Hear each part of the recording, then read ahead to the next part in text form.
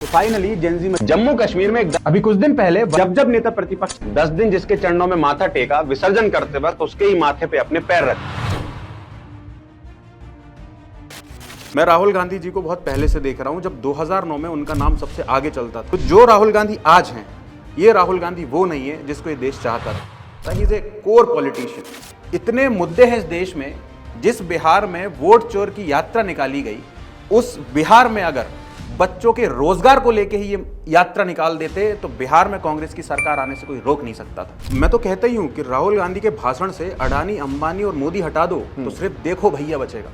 1 साल के अंदर कांग्रेस के 2 बड़े लीडर्स की मृत्यु होती है, दोनों दुर्घटनाओं में होती है। जहाँ के लोगों ने साड़ी पहनना सिखाया, जो जन्मभूमि रही है, वहाँ के लोग इंस्टाग्राम पे आके साड़ी पहनना सिखा रहे हैं। सीख लड़के ज्यादा रहे हैं, लड़कियां नहीं सीख रही हैं ज्यादा। फॉलोइंग जो जाएंगे आप तो अधिकतर पुरुष रहेंगे जो साड़ी पहनना सीख रहे हैं। हमारे बहुत ही फेमस वो देश के युवाओं को सिखा रहे हैं कि कैसे कीचड़ में कूदना है और अपने आप को कैसे पूरा का पूरा ऊपर से लेकर नीचे तक काला करना है। आपने बिग बॉस में उसको बुलाया था, मतलब आपने उस चीज को ग्लोरीफाई कर दिया कि जो व्यक्ति ऐसा काम कर रहा है, नाले में खाना खा रहा है, ब्रेड डुबा के उसमें खा रहा है, केला नाली में फेंक के खा रहा है, उसको एक मंच दे दिया आपने। देखिए, समय समय की बात है, समय समय का योग, लाखों में बिकने लगते हैं 2 कौड़ी के लोग।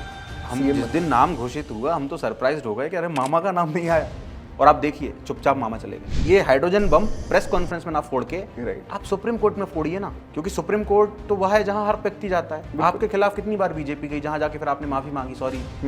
जैसे मैं आनंद रंगनाथन जी को बहुत फॉलो करता हूँ। जी। अगर उनकी आप बात सुनेंगे तो उनके लिए तो बीजेपी हो चाहे कांग्रेस हो, दोनों पॉलिटिकल पार्टी हैं, लेकिन ग्राउंड रियलिटी पे सेक्युलरिज्म नहीं है। और अगर जितना बचा कुचा है वो सिर्फ और सिर्फ हिंदुओं की वजह से। एक और घोष है टीएमसी की लीडर, उन्होंने शिवलिंग के ऊपर एक प्रोटेक्शन को लगा के बोला कि something can be of better use. बहुत गंदा डेरोगेटरी था वो तो। कुछ हुआ? कुछ नहीं हुआ। But you can not comment the same thing on the belief of Muslim. तो अगर मैं कुंभकर्ण की पार्टी से देखूं तो वो बिल्कुल परफेक्ट देशभक्त था, उसकी विचारधाराएं बिल्कुल अच्छी थी। लेकिन जैसे ही मैं राम जी की पार्टी में आ जाऊं, वो ही इज आवर एनिमी, इसको मारना चाहिए। सिखों के गुरु अर्जन देव जी रहे, तेग बहादुर साहब रहे। आप ये बताइए ना किसने मारा? औरंगजेब ने मारा, मुगलों ने मारा, ये नहीं बताओगे? बताएंगे नहीं कोई। गांधी जी को गॉडसे ने मारा, इज ऑल टाइम प्रोपोगंडा। क्या गांधी जी को आप राष्ट्रपिता मानते हैं? नहीं, मैं उनको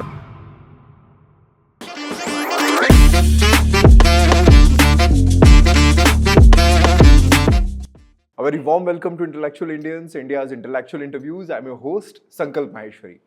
और आज हमारे साथ जो गेस्ट जुड़े हैं वो बहुत ही फेमस हैं सोशल मीडिया की दुनिया में, और मैं कंसिडर करता हूँ उनको रियल इन्फ्लुएंसर, क्योंकि उनकी जो बात है वो बहुत बेबाकी से रखते हैं। जो चीज़ गलत लगती है वो गलत बोलते हैं, जो चीज़ सही लगती है उसको प्रेज करते हैं। उनका पॉलिटिक्स का नॉलेज ले लो, उनका सोसाइटी का नॉलेज ले लो, उनका कल्चर से रिलेटेड का नॉलेज ले लो आप। मतलब आई एम एक्चुअली इम्प्रेस्ड, और इसलिए फिर मैंने स्पेशल रिक्वेस्ट किया उनको पॉडकास्ट पे बुलाने के लिए। Please welcome our very special guest mister Rohit Shukla ji, the unchaptered. आपने इंस्टाग्राम पे देखा होगा। नमस्ते, welcome. Thank you so much. मतलब बहुत टाइम से मैं सोच रहा था कि कोई ऐसा इन्फ्लुएंसर मुझे मिले रोहित जी, जो कि एक्चुअल में आज की तारीख में जो हम देख रहे हैं सोशल मीडिया की दुनिया में एक्चुअल इन्फ्लुएंसर्स कौन है। और जब मैंने कैटेगराइज किया, बहुत सारा स्क्रॉल किया, इंस्टाग्राम को बहुत सारा रीड किया, मतलब मुझे ऐसा लगा कि सबसे पहले मैं आपको इनवाइट करूं। थैंक यू सो मच, क्योंकि बहुत ज़्यादा वास्ट कैटेगरी हो गई इन्फ्लुएंसर की अब तो। Right. So it's my privilege कि आपने मुझे वो मंच दिया जहाँ से मैं अपनी बात रख सकूँ, जो और भी ऐसे लोगों तक पहुँचेगी जहाँ मेरे चैनल से जो नहीं पहुँच पा रहा। मैं रोहित शुक्ला जी के बारे में एक चीज़ और बता देता हूँ। वो यूपीएससी की प्रिपरेशन भी उन्होंने करी है, क्योंकि मुझे जो कनेक्ट उनके साथ मिल रहा था वो ये मिल रहा था क्योंकि मैं यूपीएससी स्टूडेंट्स को टीच करता हूँ, उनका भी यूपीएससी का बैकग्राउंड रहा है, और इवन वो पॉलिटिकल साइंस और हिस्ट्री में पीजी भी हैं। तो इनसे हम लोग बहुत सारी चीज़ें जानने वाले हैं। पीजी में आपने पॉलिटिकल साइंस पढ़ा है, आपने हिस्ट्री पढ़ा है, मतलब आपको देश की व्यवस्था, राज्य व्यवस्था, अर्थव्यवस्था, हिस्ट्री, सबका नॉलेज मेरे को लगता है कि रहेगा। सबसे पहला क्वेश्चन आपसे ये, राहुल गांधी जी के बारे में आपका क्या विचार है? देखिए, नेता प्रतिपक्ष हैं वो हमारे देश के जी, लेकिन जिस तरह से उनको आज एक लीडर के तौर पर प्रेजेंट किया जा रहा है, मैं मानता हूं कि वो गलत है। He is just a politician who is become a hardcore politician. मैं राहुल गांधी जी को बहुत पहले से देख रहा हूं। जब 2009 में उनका नाम सबसे आगे चलता था कि देश के युवा प्रधानमंत्री, देश के युवा प्रधानमंत्री, तो जो राहुल गांधी आज हैं, ये राहुल गांधी वो नहीं है जिसको ये देश चाहता था। ही इज ए कोर पॉलिटिशियन। जो कास्ट की बात कर रहे हैं, जो जाति की बात कर रहे हैं, जो ऐसे मुद्दों को उठा रहे हैं जो इस देश की अभी जरूरत नहीं है। इससे पहले कि लोग कुछ बोलें, मैं कोट कर दूंगा गुलाम नबी आजाद साहब को जी। He is a Congress leader, जिन्होंने इंदिरा गांधी से लेके राजीव गांधी से लेके पूरी जीवन जिन्होंने कांग्रेस को समर्पित कर दिया। उन्होंने ये आपकी अदालत शो में कहा था कि अगर मोदी जी F-16 है तो राहुल गांधी तो ऑटो भी नहीं है। और ये वो व्यक्ति कह रहा है जिसने पूरा जीवन कांग्रेस को, इस देश की राजनीति को दे दिया। और एक और लाइन उन्होंने कही थी कि जो व्यक्ति 2 घंटे भी राजनीति नहीं करता वो क्या पॉलिटिशियन बनेगा। अब एक चीज मैं आपसे पूछता हूं जी कि who is Rahul Gandhi? He is just a member of parliament, right. वो कभी कोई मंत्री नहीं बने, किसी पोर्टफोलियो को उन्होंने होल्ड नहीं किया। He is just a member of parliament like other members. बिल्कुल। तो मतलब मुझे लगता है कि जो विपक्ष का रोल होना चाहिए, जिस तरीके से बेबाकी से, आपका एक सेंटेंस बहुत फेमस है जो आप हमेशा बोलते हैं कि विद्रोह करना नहीं, विरोध करना सीखें जी। तो मुझे लगता है कि विरोध होना चाहिए जी। अगर कोई रूलिंग गवर्नमेंट है, रूलिंग पार्टी की अगर कोई पॉलिसीज हैं, उस पर आप अपनी बात रख सकते हैं, पर मुझे लगता है वो भी मिसिंग है। मिसिंग क्या, वो कंप्लीटली गायब हो चुका है। मैं इसको एक लाइन में बताऊं तो कांग्रेस इस देश की सबसे विशेष पार्टी थी, फिर धीरे धीरे वो शेष बची और आने वाले कुछ सालों में अवशेष पार्टी बचेगी बस। क्योंकि विद्रोह और जो विरोध आपने शब्द उठाया, विरोध एक ऐसी चीज होती है जहां हम सत्ता को कटघरे में खड़ा करते हैं जी। बिना कटघरे के सत्ता को जेल में नहीं भेजा जाता। अब मैं आपको आज सुबह का एग्जांपल बताता हूं, मैं देख के आया हूं जी कि इससे राहुल गांधी को मैं जोड़ना चाहता हूं कि लीडर क्या होता है। लीडर वो होता है जो अपने सारे जितने कार्यकर्ता हैं उनको लेके चले, अपनी प्रजा को लेके चले, गलत हो तो गलत को गुनहगार ठहराए और सही हो तो उसको प्रेस करे। अब केरला कांग्रेस के ऑफिशियल हैंडल से एक वीडियो डाली गई है एक व्यक्ति की जो बहुत जल्दी कंप्यूटर पे काम कर रहा है और ये लिखा गया है कि इस तरह से ऑनलाइन वोट हटाए जाते हैं कांग्रेस के, जबकि वो वीडियो 2022 का है, असम के एक पोस्ट ऑफिस में काम करने वाले कार्यकर्ता का है। ऑफिशियल हैंडल है ये एक पार्टी का जो देश को सबसे पुरानी पार्टी बोलती, सबसे बड़ी पार्टी बोलती है। वो वीडियो तुरंत डिलीट होना चाहिए था। केंद्र से फोन जाना चाहिए था केरला कि उस वीडियो को हटाओ आप, बट इसको प्रेस किया जाएगा, इसको इतना रोटेट कर दिया जाएगा और उसके बाद इस वीडियो को डिलीट किया जाएगा जब ये प्रोपेगेंडा पूरा फैल जाएगा। बिल्कुल। और हमारे देश में एक जब झूठ निकल के आता है तो आ गया मतलब आ गया, अब उसकी आप कितनी ही सफाई कर लो वो दाग छोड़ जाएगा। और यही स्ट्रेटेजी है जो कांग्रेस को आगे नहीं बढ़ने देगी। आप मुद्दे की बात करिए, इतने मुद्दे हैं इस देश में। जिस बिहार में वोट चोर की यात्रा निकाली गई, उस बिहार में अगर बच्चों के रोजगार को लेके ही ये यात्रा निकाल देते तो बिहार में कांग्रेस की सरकार आने से कोई रोक नहीं सकता था। बिल्कुल सही बोल रहे हैं आप। वोट चोर की यात्रा निकाल रहे हो, आप उस टॉपिक पे यात्रा निकाल रहे हो जो आपके भले से जुड़ी हुई है। ये वो मुद्दा है जिससे आपको वोट मिल जाएंगे, आप कुर्सी पे बैठ जाएंगे। जनता का क्या जोड़ा था इसमें? जनता का कुछ नहीं जोड़ा है। तो लीडरशिप है ही नहीं, leadership is completely missing. But मैं एक चीज ऐड करूंगा कि राहुल गांधी से अच्छी तो प्रियंका गांधी है। अच्छा, आप मानते? बिल्कुल मैं मानता हूं। अगर इन दोनों लीडर को कंपेयर करूं तो मैं प्रियंका गांधी को ज्यादा वाइज मानता हूं। क्यों?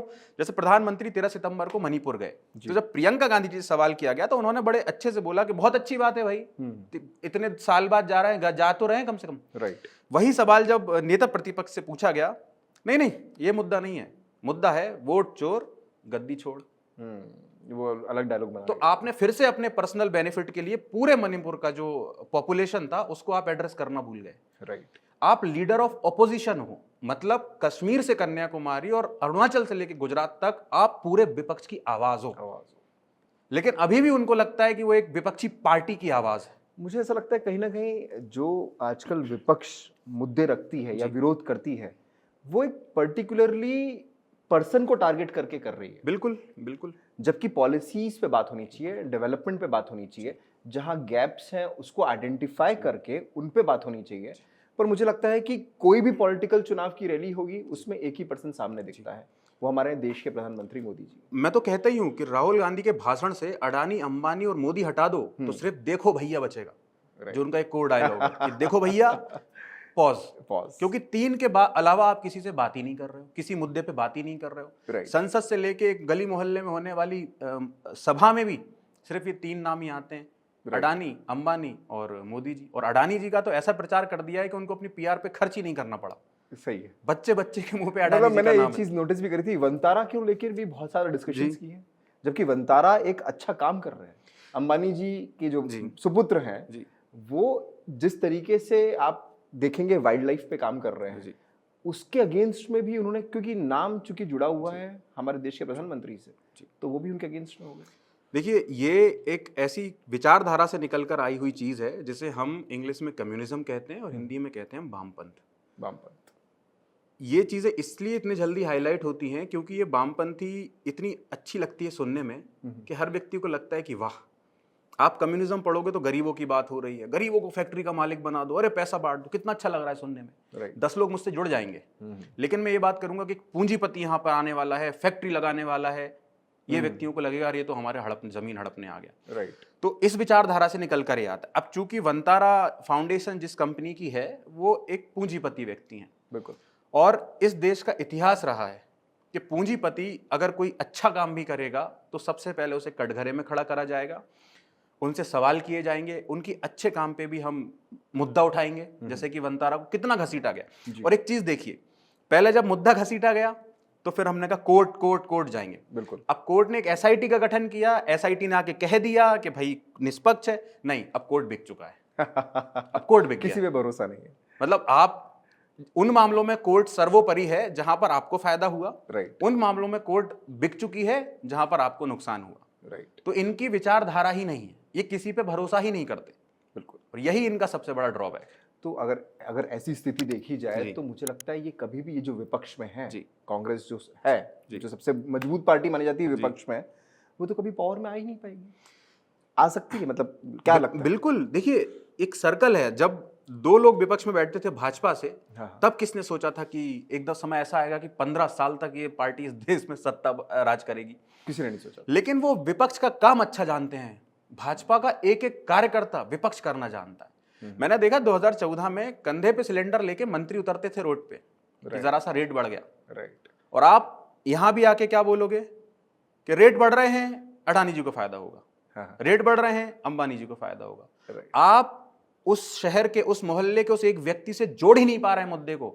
जब तक आप उसकी तकलीफ को अपनी तकलीफ नहीं बनाओगे तब तक आप ग्राउंड लेवल पे काम नहीं कर सकते। बिल्कुल। कांग्रेस एक वो नाव बन गई है जो सतह पे बस दिख रही है तैरती हुई, राइट। गहराई का अंदाजा ही नहीं है।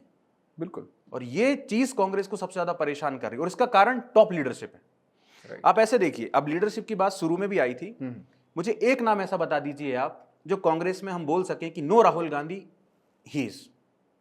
हाँ, और यही मेरा नेक्स्ट क्वेश्चन था आपसे। बताइए आप। मतलब मैं खुद नहीं सोच पा रहा हूँ इस चीज को लेके कि मैं मध्य प्रदेश की बात छोड़ दूं, मैं सेंट्रल लेवल की बात अगर करता हूँ आज की तारीख में, अगर हमारे पास 2 लीडर अगर सामने दिखते हैं सेंट्रल लेवल पर, तो तीसरा लीडर नहीं दिखता है ही नहीं। और अगर तीसरा लीडर दिखता भी है तो उनको उभार नहीं पा रही कांग्रेस। मतलब मुझे पर्सनली लगता है कि शशि थरूर एक नाम है जी, जो कि उस इंटेलेक्चुअल लेवल पर काम कर सकते हैं, कर सकते थे, पर शायद मुझे लगता है मौका नहीं मिला उन्हें। देखिए, कांग्रेस में बहुत गद्दावर नेता रहे। गुलाम नबी आजाद साहब एक बहुत गद्दावर नेता रहे। राइट। माधवराव सिंधिया साहब एक बहुत गद्दावर नेता थे। राइट। माननीय राजेश पायलट जी बहुत बड़े गद्दावर नेता थे जी। लेकिन ये सवाल उठना चाहिए कि जब भी कांग्रेस में कोई टॉप लीडरशिप उठने की कोशिश करती है, या तो उसको साइडलाइन कर दिया जाता है या वो नहीं रहते। 1 साल के अंदर कांग्रेस के 2 बड़े लीडर्स की मृत्यु होती है, दोनों दुर्घटनाओं में होती है। और वो समय था जब नई लीडरशिप उभर कर आती, क्योंकि स्वर्गीय श्री राजीव गांधी जी की हत्या हो चुकी थी, सोनिया गांधी जी इकलौता नाम थी, राहुल गांधी बहुत छोटे थे उस समय। कौन उभर कर आता? फिर कोई बचा ही नहीं। एंड सडनली एक नाम निकल कर आता है मनमोहन सिंह का जी, और वो भी कैसे प्रधानमंत्री रहे वो इस देश की जनता जानती है। So there were 2 prime minister in this country actually. 2004 से 2014 तक भारत के 2 प्रधानमंत्री, acting prime minister and resting prime minister. Leadership जब तक नहीं आएगी, जब तक आप दूसरों को मौका नहीं दोगे। अगेन हम उस क्वेश्चंस पे आ गए कि who is Rahul Gandhi? If he is not a Gandhi then who is Rahul? कोई नहीं है। रायबरेली से चुनाव हारते हैं, तो वामपंथ के गढ़ पहुंच जाते हैं चुनाव लड़ने, जहां कोई है ही नहीं लड़ने वाला। बीजेपी नहीं जीत सकती केरला से, मैं भी बोल रहा हूं, 10 साल तक हो सकता है ना जीते। आप यहां से चुनाव हारते हैं जहां से आपकी पुरखें चुनाव लड़ती आ रही हैं, बट आप चुनाव हारे, then you just go to Kerala just because कि आप गांधी परिवार से हैं, आपको संसद में बैठना है। कोई और चेहरा लेके आइए ना आप। राइट। सोनिया गांधी जी, प्रियंका गांधी जी, राहुल गांधी जी, इन तीन को हटा दीजिए आप, मुझे कोई लीडरशिप नहीं दिखती। यहां तक कि जो उनके कोर में घूमते हैं, माननीय खड़गे साहब जी हैं, वो तो इतना राहुल गांधी हो चुके हैं कि जहां बोलना चाहिए कि राजीव गांधी जी की हत्या हो गई, वहां वो राहुल गांधी जी की हत्या बोल देते हैं। वो मतलब टोन पे इतना नाम आ चुका है कि राहुल गांधी, राहुल गांधी। इतिहास गवाह है कि वही राजा अच्छा राजा बन पाया जिसके सलाहकार अच्छे रहे। ट्रू, बिल्कुल। एक अच्छा एडवाइजर होना बहुत जरूरी है। कांग्रेस के टॉप लीडर्स के पास अच्छा सलाहकार नहीं है। एक नाम है सैम पिट्रोडा साहब का जी। कहते हैं कि वो राहुल गांधी जी के मेंटर हैं। कल बयान देते हैं कि मुझे पाकिस्तान में घर जैसा महसूस होता है, मुझे बांग्लादेश में घर जैसा महसूस होता है। क्या बात कर रहे हैं? मैं नेपाल में घर जैसा महसूस करता हूं। जब भी इन देश जाता हूं तो मुझे लगता ही नहीं कि मैं विदेश आया हूं। ओह, ये तो आपके गुरु हैं। जब गुरु ऐसा है तो चेला कैसा होगा? ऑपरेशन सिंदूर के टाइम पर जब सीज फायर हुआ जी, मोदी जी ने सीज फायर करवाया, बहुत सारे आरोप भी लगे जी। उन्होंने बोला कि सीज फायर करवाया क्यों? इस पे क्या आपका विचार है कि सीज फायर होना चाहिए था? किसके कहने पे किया? बहुत विपक्ष ने मुद्दा उठाया उसका। अगर इंदिरा गांधी जी का टाइम रहता तो आज तो हमने बांग्लादेश के, पाकिस्तान के 2 टुकड़े कर दिए थे। देखिए, देश का दुर्भाग्य है कि हमारे माननीय नेता प्रतिपक्ष देश में संविधान की शपथ लेने वाले मंत्रियों की बात ना मानकर अमेरिका के राष्ट्रपति की बात मानते हैं। अमेरिका के राष्ट्रपति ने कहा ऐसा तो आपने उस चीज को कन्वे कर दिया। मैं मानता हूं बहुत अच्छी चीज है, अगर एक सुपर पावर है वो कुछ बोल रही है भारत के संदर्भ में और आप उसको प्रेजेंट कर रहे हो पब्लिक को, that's a very wonderful thing. लेकिन जब वो दूसरी चीज भी अगर बोल रहे हैं तो फिर उसको भी कन्वे करो। आप सिर्फ वो कन्वे मत करो जो आपके बेनिफिट का है। वो ट्वीट मुझे पर्सनली हर्ट किया जब उन्होंने बोला कि या mister Trump is absolutely right, India is a dead economy. आप नेता प्रतिपक्ष हो, बिल्कुल, आपके दूसरे नेता कह रहे हैं हु सेड ना India is not a dead economy. साहब ने बोला। आप बस इसीलिए आके बोल रहे हो क्योंकि वो आप मोदी जी को टारगेट करना चाहते हो। राइट। आप 10 कमी गिनवा दो इकोनॉमी की, आप इतनी कमियां हैं देश में, इतनी कमियां हैं लेकिन लोगों को वो पहुंच ही नहीं पा रही। फिर ऑपरेशन सिंदूर पे हम वापस आते हैं। देखिए, एक समय था हिंदुस्तान में, पहले जब केंद्र में कुछ होता था फिर मीडिया में आता था। राइट। आज विपक्ष क्या करती है, कोई सी भी चीज मीडिया में आती है फिर उसको देख के कांग्रेस काम करती है। एक छोटा सा इन्फ्लुएंसर कोई ट्वीट कर देगा ना, कांग्रेस ने देखा रही तो ट्वीट है, अरे तो मोदी जी के अगेंस्ट है, अरे अरे इसको उठा के ऑफिशियल हैंडल पे डालो। मीडिया से चल रहा है, मीडिया से कांग्रेस चल रही है। जब ऑपरेशन सिंदूर हुआ और पाकिस्तान ने यह क्लेम किया कि हमने इंडिया के 6 फाइटर जेट गिरा दिए, कांग्रेस की मीडिया, बोलता हूं मैं, गोदी मीडिया नहीं बोलूं, कांग्रेस की मीडिया के रवीश कुमार जी ने 10 वीडियो बनाई थी। हाँ, बिल्कुल देखा था। प्रसून वाजपेयी जी ने 5 वीडियो बनाई थी। मुद्दा मिल गया था उनको, मतलब कि भारत के विमान गिरे। जब भारत की सेना कहती है कि हमने उनके 5 गिराए, 0 videos, 0 Twitter comment, 0 influencing. Okay. और ये कैसे होता है? देखिए, ये इसकी एक्सपायरी डेट बहुत शॉर्ट होती है, लेकिन उतनी शॉर्ट एक्सपायरी डेट में भी अपना काम कर देता है। जैसे एक लेफ्टिस्ट इन्फ्लुएंसर हैं इस देश में, अर्पित शर्मा जी। हाँ। जब ऑपरेशन सिंदूर हुआ, उसके पहले पहलगाम पे हमला हुआ, बेंगलोर में आरसीबी का स्टैम्पेड हुआ, तो उनका एक बढ़िया ट्वीट आया और उसके नीचे प्रधानमंत्री जी की फोटो थी किसी नेता के साथ, हंस रहे हैं बहुत तेज, और ऊपर लिखा था कि देश में पहलगाम का हमला हो गया, स्टैम्पेड हो गया, और देखिए हमारे प्रधानमंत्री हंस रहे हैं। ये ट्विटर पे निकल गई, कांग्रेस ने इसको मुद्दा बनाया, 2 लाख से ज्यादा व्यूज थे। फिर जब उसकी स्टडी की गई तो वो फोटो जो थी वो 2023 की थी, मोदी जी की हंसते हुए, और कंटेंट था 2025 का, and he deleted that. Delete तो कर दिया आपने, लेकिन देश में कई ऐसे लोग हैं जिन्होंने, अरे बाप रे मोदी हंस रहे हैं, वो निकल गया झूठ सर। बिल्कुल। फिर एक इंसिडेंट आया इंडिगो फ्लाइट का, same person, same influencer video post लिखते हैं कि एक व्यक्ति ने दूसरे व्यक्ति को चाटा मारा, और उनका कंसेप्ट था, हाँ, उनका कंसेप्ट था कि जिसको पड़ा हुआ है वो मुसलमान है, मारने वाला हिंदू है। अभी आते होंगे तिलकधारी, सनातन धर्म के रक्षक एंड ऑल एवरीथिंग बोल दिया। देन न्यूज आई कि दोनों ही मुस्लिम थे, दोनों Muslim community. Suddenly tweet delete. Right, suddenly tweet delete. It कोई बड़ा मुद्दा नहीं था।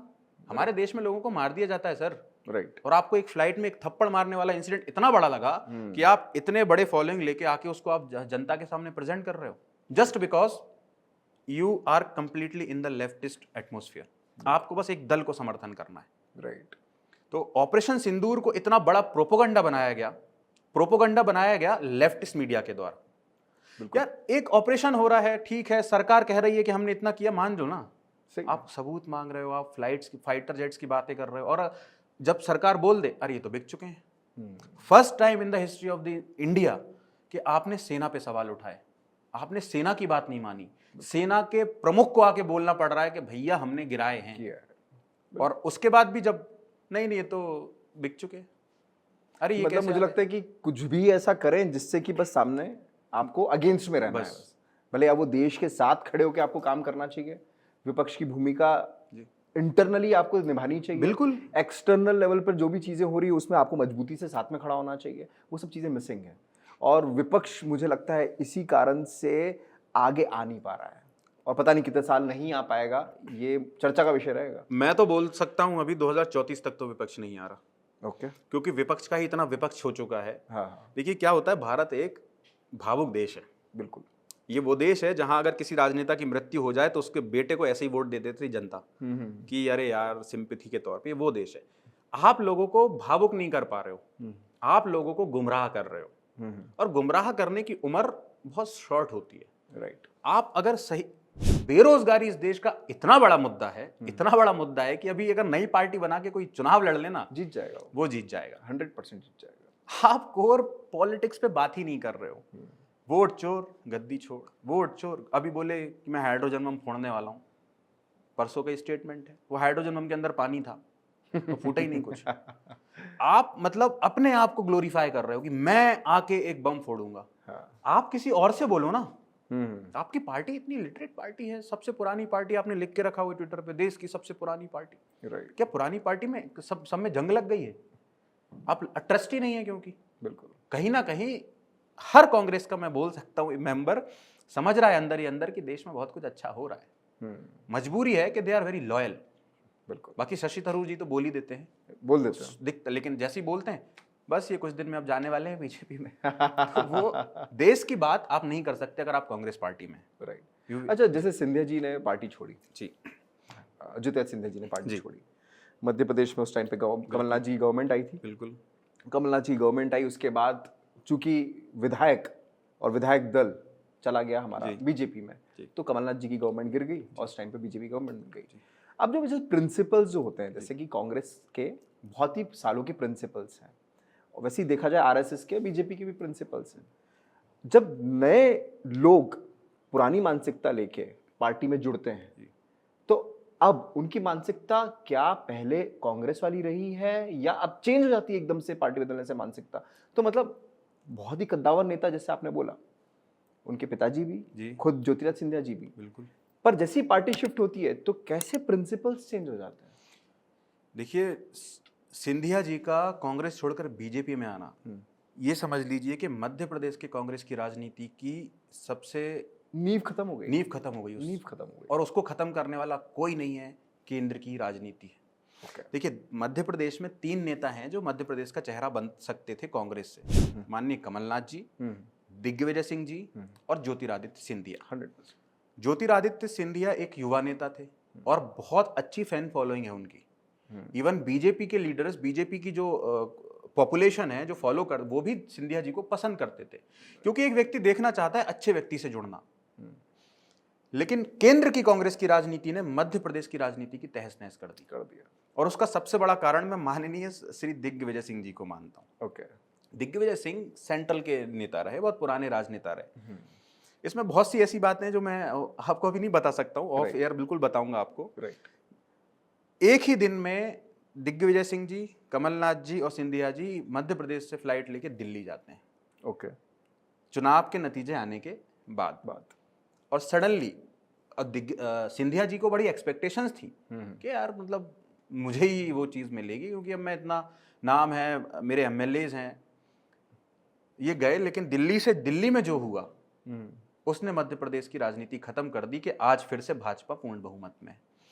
उस दिन अगर एक निर्णय ले लेती कांग्रेस कि नो यार कमलनाथ प्लीज, आपका मतलब अब रीन हो गया, आप 50 साल सांसद रहे, दिग्विजय सिंह जी अब आप शांत रहिए, हो सकता है कि कांग्रेस मध्य प्रदेश में अपना गढ़ बना लेती। और मुझे लगता है फिर वो पार्टी रहती। बिल्कुल रहती है। और रही फिर प्रिंसिपल्स की बात, देखिए कोई सी भी प्रिंसिपल्स आत्मसम्मान से बड़े नहीं होते। आत्मसम्मान से प्रिंसिपल बनते हैं कि मेरा ये सिद्धांत है कि मैं ऐसे ऐसे करूंगा। वो व्यक्ति कब तक झेलेगा? वो प्रधानमंत्री का चेहरा है। सिंधिया जी अगर कांग्रेस में रहते तो राहुल गांधी जी से अच्छे नेता थे। 100%। जब संसद में बोलते थे तो मैं पूरा भाषण सुनता था, शुरू होने से आखिरी तक एक एक वैलिड पॉइंट पे बात करते थे, पसीना छूट जाता था विपक्ष का। बिल्कुल। और कहना नहीं चाहिए, लेकिन मान ही नहीं, नेता प्रतिपक्ष जब खड़े होते हैं तो आधी कांग्रेस ही नहीं सुनती। उनके भाषण का ट्रांसलेशन चैट जीपीटी से कराओ तो वो भी सॉरी बोल दे। सही बोल रहे हैं। तो जनता क्या समझेगी?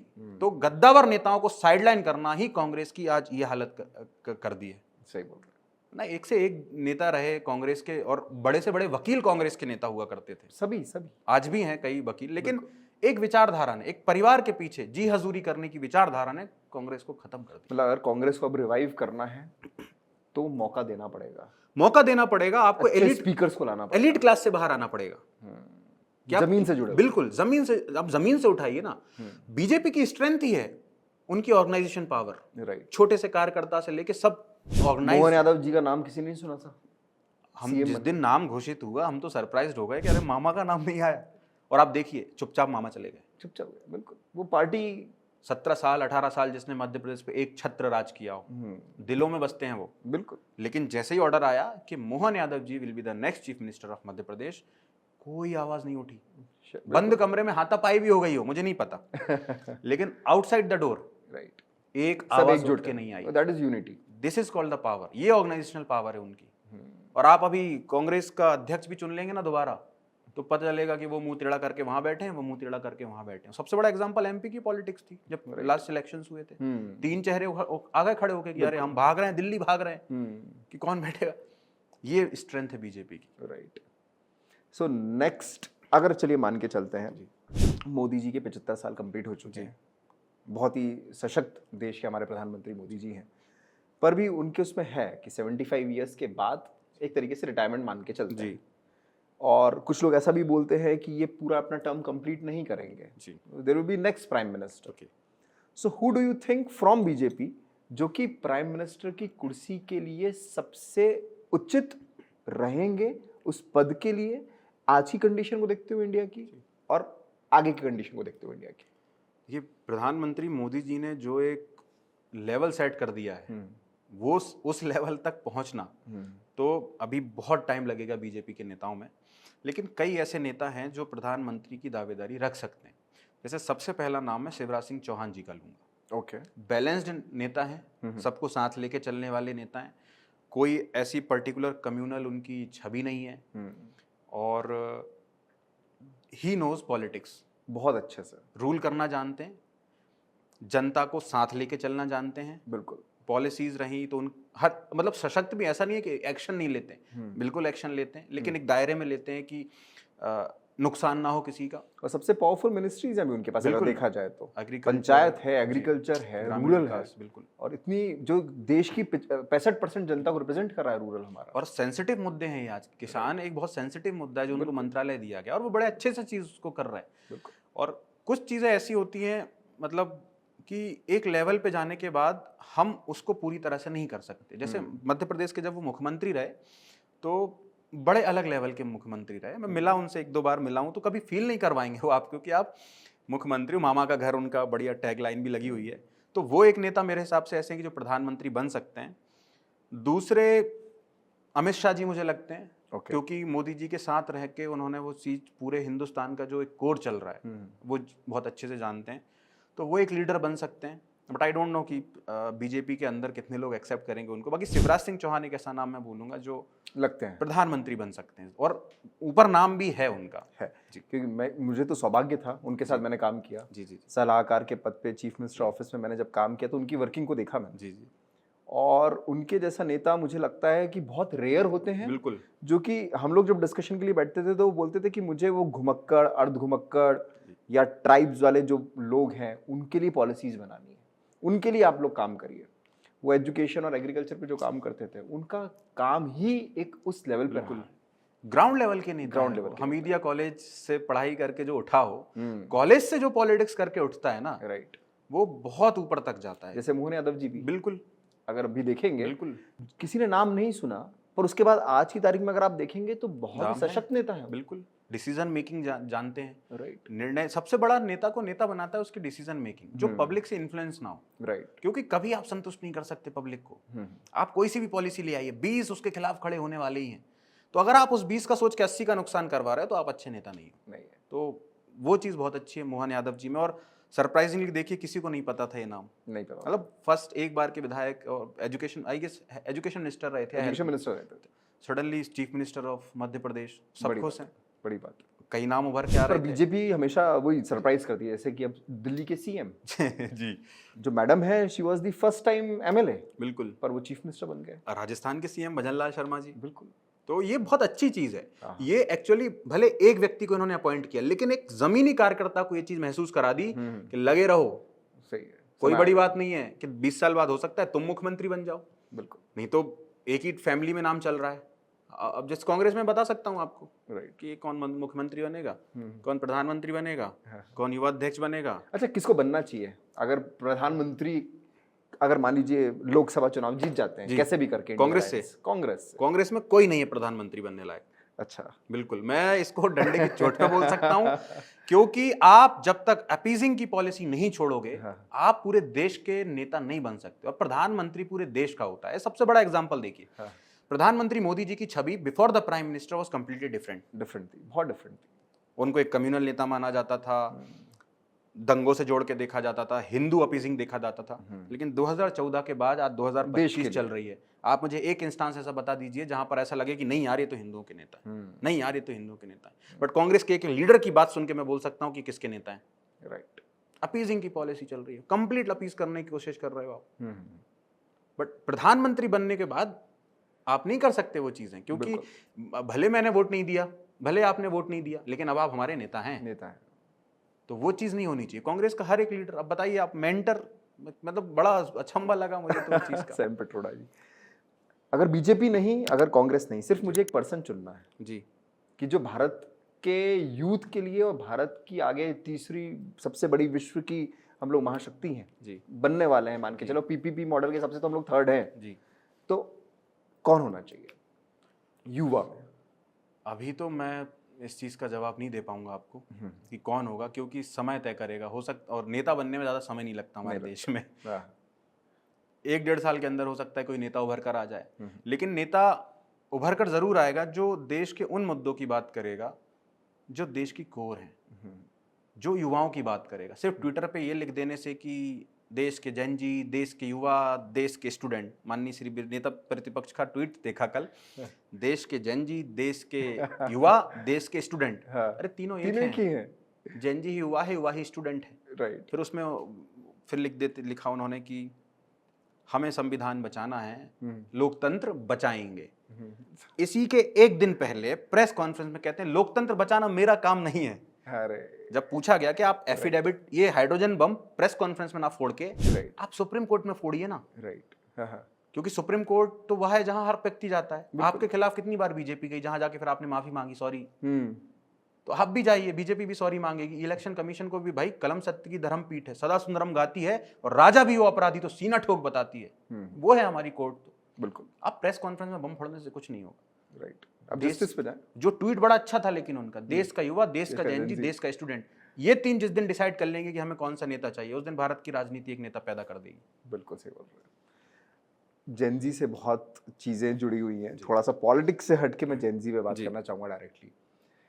इन्फ्लुएंसर्स, सो कॉल्ड हमारे जो जेनजीज हैं, मतलब जो देश की शक्ति है, युवा है, पीढ़ी है, जो आगे देश का भविष्य डिसाइड करेंगी, कहीं ना कहीं इन्फ्लुएंस गलत ही हो रही है। बिल्कुल, मुझे लगता है कि शायद 60-70% तो समझदार है जी, बस 20-30% जो पॉपुलेशन है, जो आजकल मैं सोशल मीडिया पे देख रहा हूँ, वो अलग ही इन्फ्लुएंसर की दुनिया में चली गई है।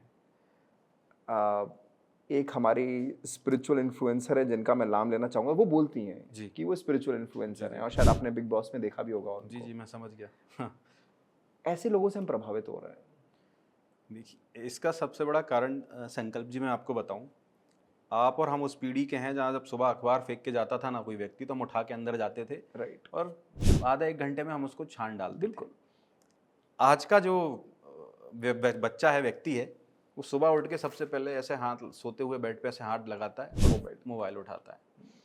इन्फ्लुएंसिंग तब बिगड़ जाती है जब हम दूसरे की ओपिनियन को अपनी ओपिनियन बनाने लगें, जबकि हर व्यक्ति की अपनी ओपिनियन होती है।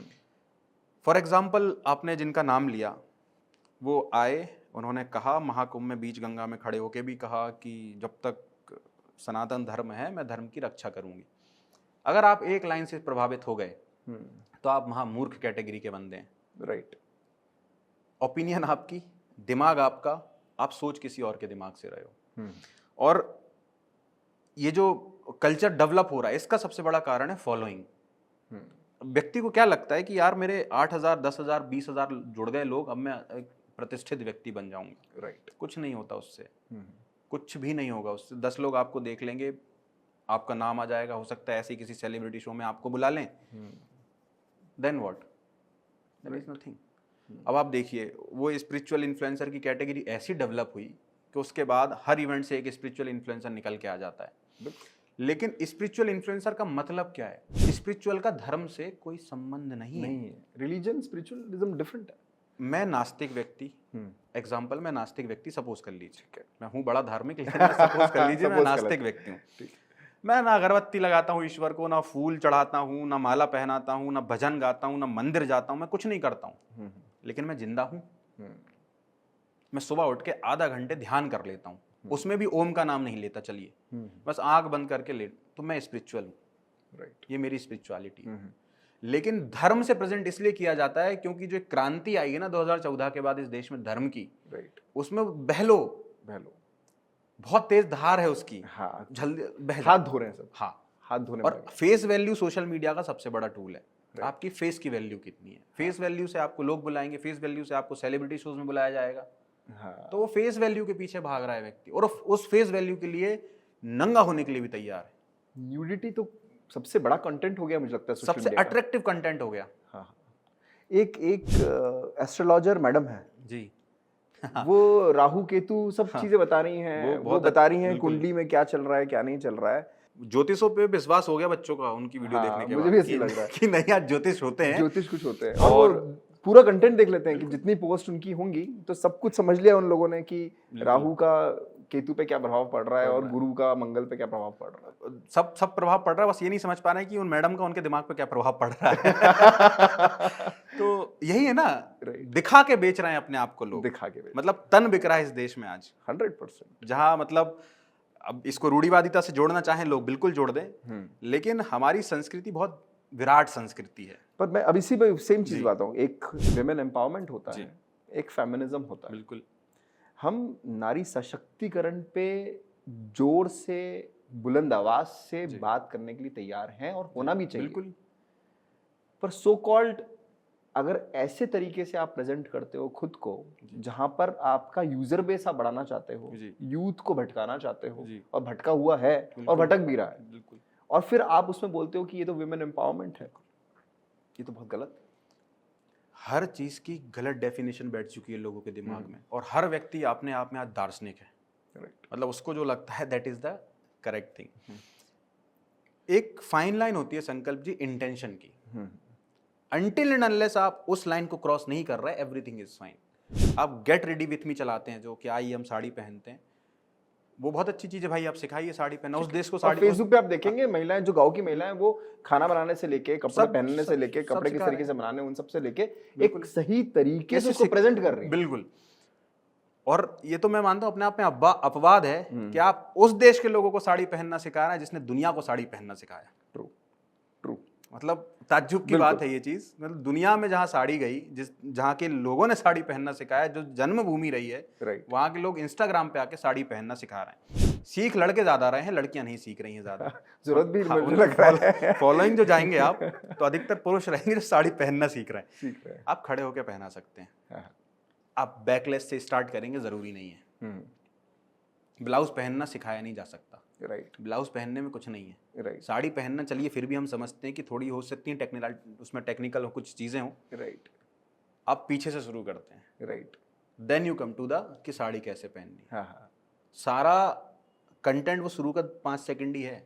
तो जो स्पिरिचुअल इन्फ्लुएंसर सो जी। कॉल्ड है उन्होंने यहीं से स्टार्ट किया था, बिल्कुल, उन्होंने क्रांति ला दी इस देश में साड़ी पहनने की, क्रांति चला दी। और वो क्रांति बिग बॉस तक पहुंच गई। बिल्कुल। और ऐसा कंटेंट वायरल भी बहुत जल्दी होता है, आपका यूजर बेस भी बढ़ता है, और उसके बाद फिर सो कॉल्ड मुझे लगता है जितने भी यूथ है उनको मोटिवेशन मिलता है कि ऐसा कंटेंट ही बनाना है, तो हमें अब वैसी मानसिकता भी रखनी है, और उस मानसिकता को फॉलो करते करते करते करते वो देश के बहुत ही सो कॉल्ड प्राउड यूथ कहलाने वाले हैं। ये संकल्प जी, इस देश का सबसे बड़ा प्रॉब्लम यहीं से जनरेट हो रहा है कि हर व्यक्ति एक कदम में सक्सेस पाना चाहता है। राइट। कबीरदास जी की एक पंक्ति है कि धीरे धीरे रे मना, धीरे सब कुछ होए, और माली सींचे 100 घड़ा, ऋतु आए फल होए।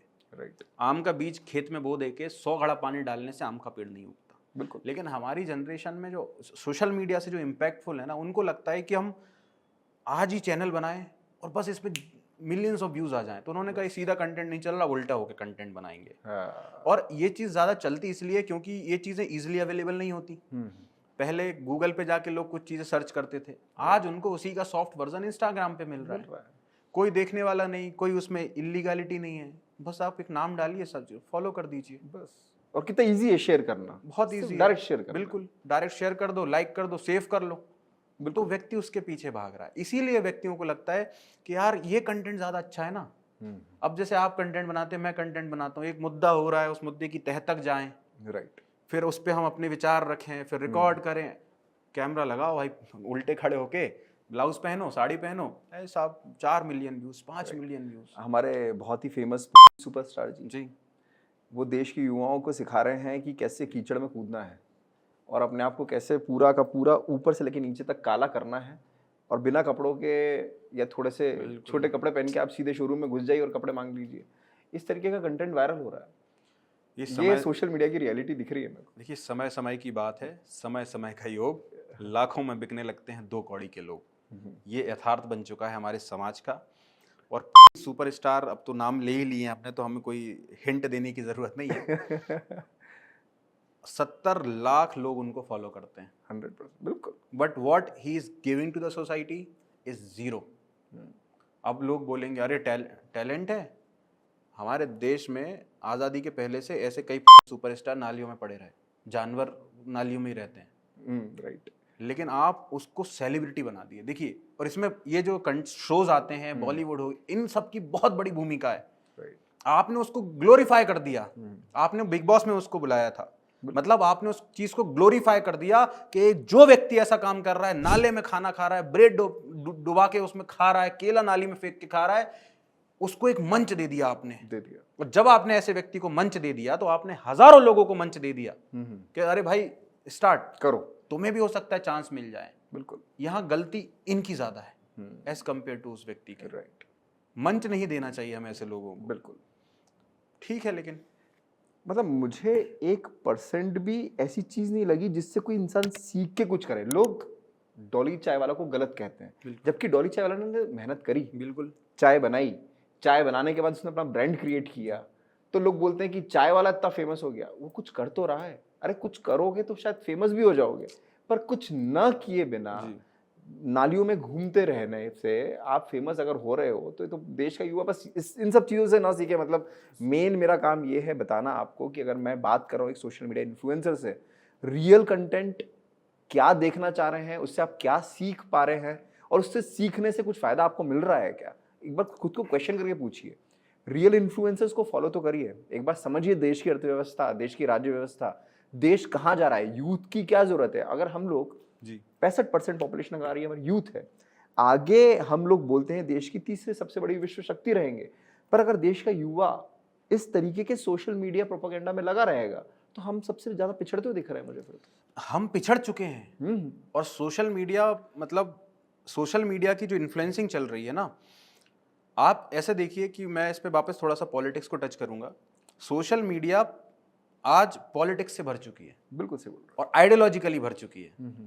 मतलब जो कभी राजनीति की बात नहीं करते थे, जिन्हें पार्टियों के लीडर के नाम पता नहीं होते थे, आज उस बारे में कोर लेवल पे बात हो रही है हमारे सोशल मीडिया पे, इन्फ्लुएंसिंग के लेवल पे। अब जैसे इसका एग्जांपल ले लीजिए आप, मैं इसको वापस थोड़ा सा पॉलिटिक्स से टच करूंगा। कोई सा भी मुद्दा होता है इस देश की राजनीति में, चाहे वो पक्ष का हो विपक्ष का हो, हजारों रील्स सोशल मीडिया पे भर जाती है, हजारों रील्स भर जाती है। बिल्कुल। हर व्यक्ति अपनी ओपिनियन दे रहा है। हर मुद्दा आसानी से क्लैरिफाई हो जाएगा अगर आप थोड़ा सा पढ़ के, थोड़ा सा सीख के, दोनों पक्षों को बैलेंस करके आप अपनी फॉलोइंग करना शुरू कर दें। बिल्कुल सही। दोनों आप रखें ना, प्रोस कॉन्स रखें आप दोनों। नहीं, हम तो हमारे नेताजी हैं बस। आँख पे पट्टी बांध ली, हम तो हमारे नेताजी हैं, अच्छा करें तो हम उनके पीछे हैं, या हमारा इन्फ्लुएंसर फेवरेट है, अच्छा करे बुरा करे हमें मतलब नहीं है। राइट। ये चीज खा जाएगी सोशल मीडिया पे हमारी, ब्लाइंड फॉलोइंग जिसे कहते हैं। जैसे मैं आनंद रंगनाथन जी को बहुत फॉलो करता हूँ। जी जी जी। हाँ। अगर उनकी आप बात सुनेंगे तो उनके लिए तो बीजेपी हो चाहे कांग्रेस बिल्कुल। हो, दोनों पॉलिटिकल पार्टी हैं, वो तो एथिस्ट है, बिल्कुल, पर उनका रिसर्च बहुत स्ट्रांग है। बिल्कुल। और ऐसे लोगों की जरूरत है, भले वो पक्ष में हो भले विपक्ष में हो, पर वो रिसर्च करके, स्ट्रांग रिसर्च करके अगर अपने पॉइंट्स रख पा रहे हैं। जैसाई दीपक जी को देख लीजिए आप, जो सुप्रीम कोर्ट के लॉयर हैं, वो किसी पार्टी को फॉलो नहीं करते, पर उनके अगर पॉइंट्स और रिसर्च देखी जाएगी तो वो रैशनल है। और आपकी बात भी इसलिए मुझे अच्छी लगती है कि डाकू को डाकू कहने वाला हूं, या डाकू को डाकू कहने का दम रखता हूं, हिम्मत रखने वाला। ये चीज मिसिंग है। हम ये नहीं बोल रहे हैं कि बीजेपी सही कर रही है गलत कर रही है, हम ये नहीं बोल रहे कांग्रेस सही कर रही है गलत कर रही है, हमें बोल रहे हैं कि जो चीज गलत हो रही है आपको दिख क्यों नहीं रही है। रैशनल होने की जगह रेडिकल हो रहे हैं, रेडिकल हो रहे हैं। आनंद रंगनाथन साहब की आपने बात करी, जब वो अच्छी, मतलब अगर वो गवर्नमेंट पे क्वेश्चन कर दें, आर ब्रिलियंट पर्सन, बट अगर वो गवर्नमेंट की तारीफ कर दें, अंधभक्त, ब्लाइंड फॉलोवर, यही चीज हमारी खराब हो रही है। हम बैलेंस नहीं कर पा रहे हैं। अब जैसे अभी रिसेंटली अडानी साहब के ऊपर एक वीडियो बनाया गया कि 10 लाख पेड़ काटे जाएंगे, 1 रुपए में जमीन बेच दी गई। पहली बार नहीं बेची गई है, ये नहीं समझ आ रहा, क्योंकि अभी सोशल मीडिया भी नया नया खोला है लोगों ने, मतलब इमोशनल लोग हैं कि अरे भाई पेड़ कट गए 10 लाख 1 रुपए। Rajasthan, Gujarat, Hyderabad, metro projects, hospitals, solar power plant, सबके लिए जमीन गवर्नमेंट ही देती है। राइट। कोई इतना नहीं समझ पा रहा है कि मतलब पहले अडानी जी आके 1000-1500 करोड़ की जमीन खरीदें, फिर उस पे वो 2500 करोड़ का प्लांट भी बनाएं, फिर वो वहां के लोगों को उसमें रोजगार के तौर पे तनख्वाह भी बांटें, फिर वो बिजली भी फ्री में बांटें। कितना कर्जा लिया उन्होंने। This is not a communist state यार, ये कैपिटलिस्ट स्टेट है। अब तो कम्युनिज्म कम्युनिस्ट स्टेट में भी नहीं बचा, नहीं है, चाइना भी पार्शियली चलता है। तो जमीन हमेशा गवर्नमेंट ही देती है, पी। लेकिन ये नहीं समझाया जाएगा, देखिए आप अडानी को 1 रुपए में दे दी जमीन, बस और आप धुआं जो फैलाओ, फिर कांग्रेस तो बैठी है, आप वीडियो बनाओ, हम शेयर करेंगे हमारे चैनल से। बिल्कुल, मतलब वो वीडियो ऑफिशियल शेयर की गई। क्या कांग्रेस में इतना पढ़ा लिखा कोई व्यक्ति नहीं है कि वो पीपीपी मॉडल समझा सके? बट चूंकि अडानी साहब का नाम था, बस करो वायरल, तो अडानी जी साहब के तर्कश से 3 निकाल के मोदी जी पे चला दिया गया। मतलब इतनी दुविधाओं के साथ भी अगर देखा जाए तो भारत इतना आगे बढ़ चुका है पिछले 10 सालों में। अगर मैं देखूं 2014 से 24 और 25 में, अगर विपक्ष भी थोड़ा सा सही मुद्दों को अगर लाइमलाइट में ला देती, तो मुझे लगता है कि जो आज अनएम्प्लॉयमेंट वाला चल रहा है फेज, क्योंकि एमएसएमई की बात चली, मैन्युफैक्चरिंग हब बनाने की बात चली, हमारा स्टार्टअप इंडिया स्टार्ट हुआ, सब चीजें हुई, उसमें थोड़ा सा मुझे लगता है कि अगर थोड़ा विपक्ष सही मुद्दों को और लाइमलाइट कर देता तो देश की अर्थव्यवस्था का जो पहिया है, जो चक्का, और अलग लेवल पे घूमता, बहुत अलग लेवल पे पहुंच जाता। और विरोध की आपने बात करी ना कि अगर सही मुद्दों पे, एक बिल आया था फार्म किसानों के लिए, वो बिल अगर आज लागू हो जाता तो आधे देश के किसानों की समस्याएं हल हो जाती। बट चूंकि वो बीजेपी गवर्नमेंट लाई थी और हमारा काम तो है विद्रोह, बीजेपी का कुछ भी कर दे, अच्छा कर दे बुरा कर दे हमें। जबकि अगर रैलियां निकली थी उस टाइम पर, मीडिया की रिपोर्ट्स में पढ़ रहा था, तो उसमें जिन लोगों से पूछा रहा था बिल किसके लिए ला रहे हैं और क्या है इस बिल में, नहीं पता, आप विरोध क्यों कर रहे हैं, किसी को पता ही नहीं, किसी को नहीं पता। और उसी किसान से जाके फिर नेताजी पूछते हैं ये तुम फसलें सीधे क्यों नहीं बेच देते हो? आपने फार्म बिल भी नहीं पढ़ा था। मतलब उसका एक पॉइंट यही था कि किसान बिचौलियों से बच के डायरेक्ट अपनी फसलें बेच सकेंगे। और आप उसी से वही सवाल पूछ रहे हो कि तुम डायरेक्ट क्यों नहीं बेचते? अरे चाचा, वही तो बिल था। राइट। इस पे अगर जैसे सपोर्ट कर देते, विपक्ष का काम सिर्फ क्रिटिसाइज नहीं होता, आप सपोर्ट भी करिए, आप अपोज भी करिए, लेकिन विरोध विरोध विरोध, हर चीज पे विपक्ष विपक्ष विपक्ष, नहीं, ऐसा नहीं चलता है। पर ये जैसे आपने बोला भी, पिछले 10 सालों में जो हिंदुत्व जो एकदम से सागर बहा है, पानी आया एकदम से, लोगों को समझ आ रहा है कि हम हिंदू हैं, हम जाग गए, हम बहुत अच्छे से जाग चुके हैं। पर ये मुझे लगता है कहीं ना कहीं एक्चुअल में हिंदुइज्म को ना पहचानते हुए जी हिंदुत्व का झंडा पहनने के बाद हमारे कुछ युवा साथी गलत काम तो कर ही रहे हैं। बिल्कुल। मैंने वो बहुत मतलब वो जो वीडियो देखा था मैंने गणपति विसर्जन जी का, जी उसमें मैंने देखा कि गणपति जी को इतने अच्छे से आप लेकर आ रहे हो पर विसर्जन के टाइम पे आप अपने पैरों से विसर्जित कर रहे हो। तो ये फेक हिंदुइज्म है। क्या होता है कि जब एक बाढ़ आती है ना तो उस बाढ़ में सब बह के चला जाता है, वैसी बाढ़ है वो सब बह के चले गए। एक चीज पैटर्नाइज हो गई कि आप हिंदू हो मतलब आप दिखाओ उस चीज को। हिंदुइज्म कभी शो ऑफ की चीज थी ही नहीं थी। जीने की चीज है। Hinduism more than a belief is a lifestyle. Right. लेकिन हम दिखावे पे आ गए कि तिलक, चोटी और थोड़ा सा जय Shri Ram. This is fake Hinduism. मन में होना चाहिए। मन में होना चाहिए तुम्हारे। दूसरों के प्रति सद्भावना होनी चाहिए। किसी के प्रति दोष भाव नहीं होना चाहिए। मैं दिखा दूंगा ऐसे हिंदू, 6 लाख में से मैं 3.5-4 लाख ऐसे हिंदू दिखा दूंगा माँ बहन की गालियां देते हैं। हाँ, बहुत कॉमन है उनके लिए। बढ़िया ऐसी प्रोफाइल कि भाई मतलब कि इससे अच्छा संत नहीं हो। तुम ही हो अब तो बस हिंदुइज्म की बिल्कुल नींव तुम्हारे ऊपर ही खड़ा हुआ है। हाँ, क्या हिंदुइज्म? मुझे हंसी आती है ऐसे लोगों पे कि तुम अपने आप को हिंदू कहते हो। हिंदू धर्म एक जीवन शैली है। जैसे मैं ब्राह्मण हूँ, तिलक नहीं लगाता हूँ, चोटी नहीं लगाता हूँ। अब कोई मुझे आके बोल दे कि तू गले में क्रॉस डाल ले, तू सर पे टोपी पहन ले, लगा आ जाओ डाल दो। अंदर से तो मैं Hindu. My beliefs can not change. Right. टोपी, क्रॉस या दूसरे धर्म का कोई उपकरण मेरे ऊपर लाद दिया जाए, मेरे बिलीफ नहीं मार सकता। एंड हिंदुइज्म अंदर से बिलीफ एक लाइफस्टाइल है। राइट। लेकिन लोगों को लगता है कि नहीं, बाहर से जो चंदन, टीका, गले में साफा या जय श्री राम या किसी डीजे के पीछे तंबाकू के डिब्बे पे गाना बज रहा है, नाच रहा है, यही हिंदू है। एक रैली निकल रही थी जिसमें वो डांस चल रहा था। हाँ बिल्कुल। गाड़ी चल रही थी, उसमें ठुमके लग रहे थे बिल्कुल, और जय श्री राम के नारे चल रहे थे साथ में। एक आदर्श नहीं है तुम्हारे अंदर राम जी का। राइट। हाँ, वो कह के कहने पे वनवास चले गए। हाँ। एक सवाल नहीं पूछा, लौट के आते हैं तो मंथरा से कहते हैं माई महल में चलो, यहाँ क्या कर रही हो? तो माँ का आदर ही करना सीख जाओ राम जी से कम। वो ही नहीं कर पा रहे। हाँ, तुम वही नहीं कर पा रहे हो। तुम दूसरे की माँ को तुम अगर गाली दे रहे हो तो तुम समझ जाओ, तो हम समझ गए, तुम नहीं समझे भले कि तुम्हारा स्तर क्या है। राइट। तो एक अगर आदर्श भी उठा ले कोई व्यक्ति अपने जीवन में रामायण से, तो सच्चा हिंदू है वो। तर जाओगे, जीवन तो तुम्हारा तर ही जाएगा। राइट। लेकिन है ही नहीं साहब, नहीं कुछ भी। तो हमारे राष्ट्र, हिंदू राष्ट्र की बात चल रही है जी। हिंदू राष्ट्र है भी, लोग बहुत मानते भी है, पर वहीं कॉन्स्टिट्यूशन कहता है सेक्युलरिज्म तो है ही। जी।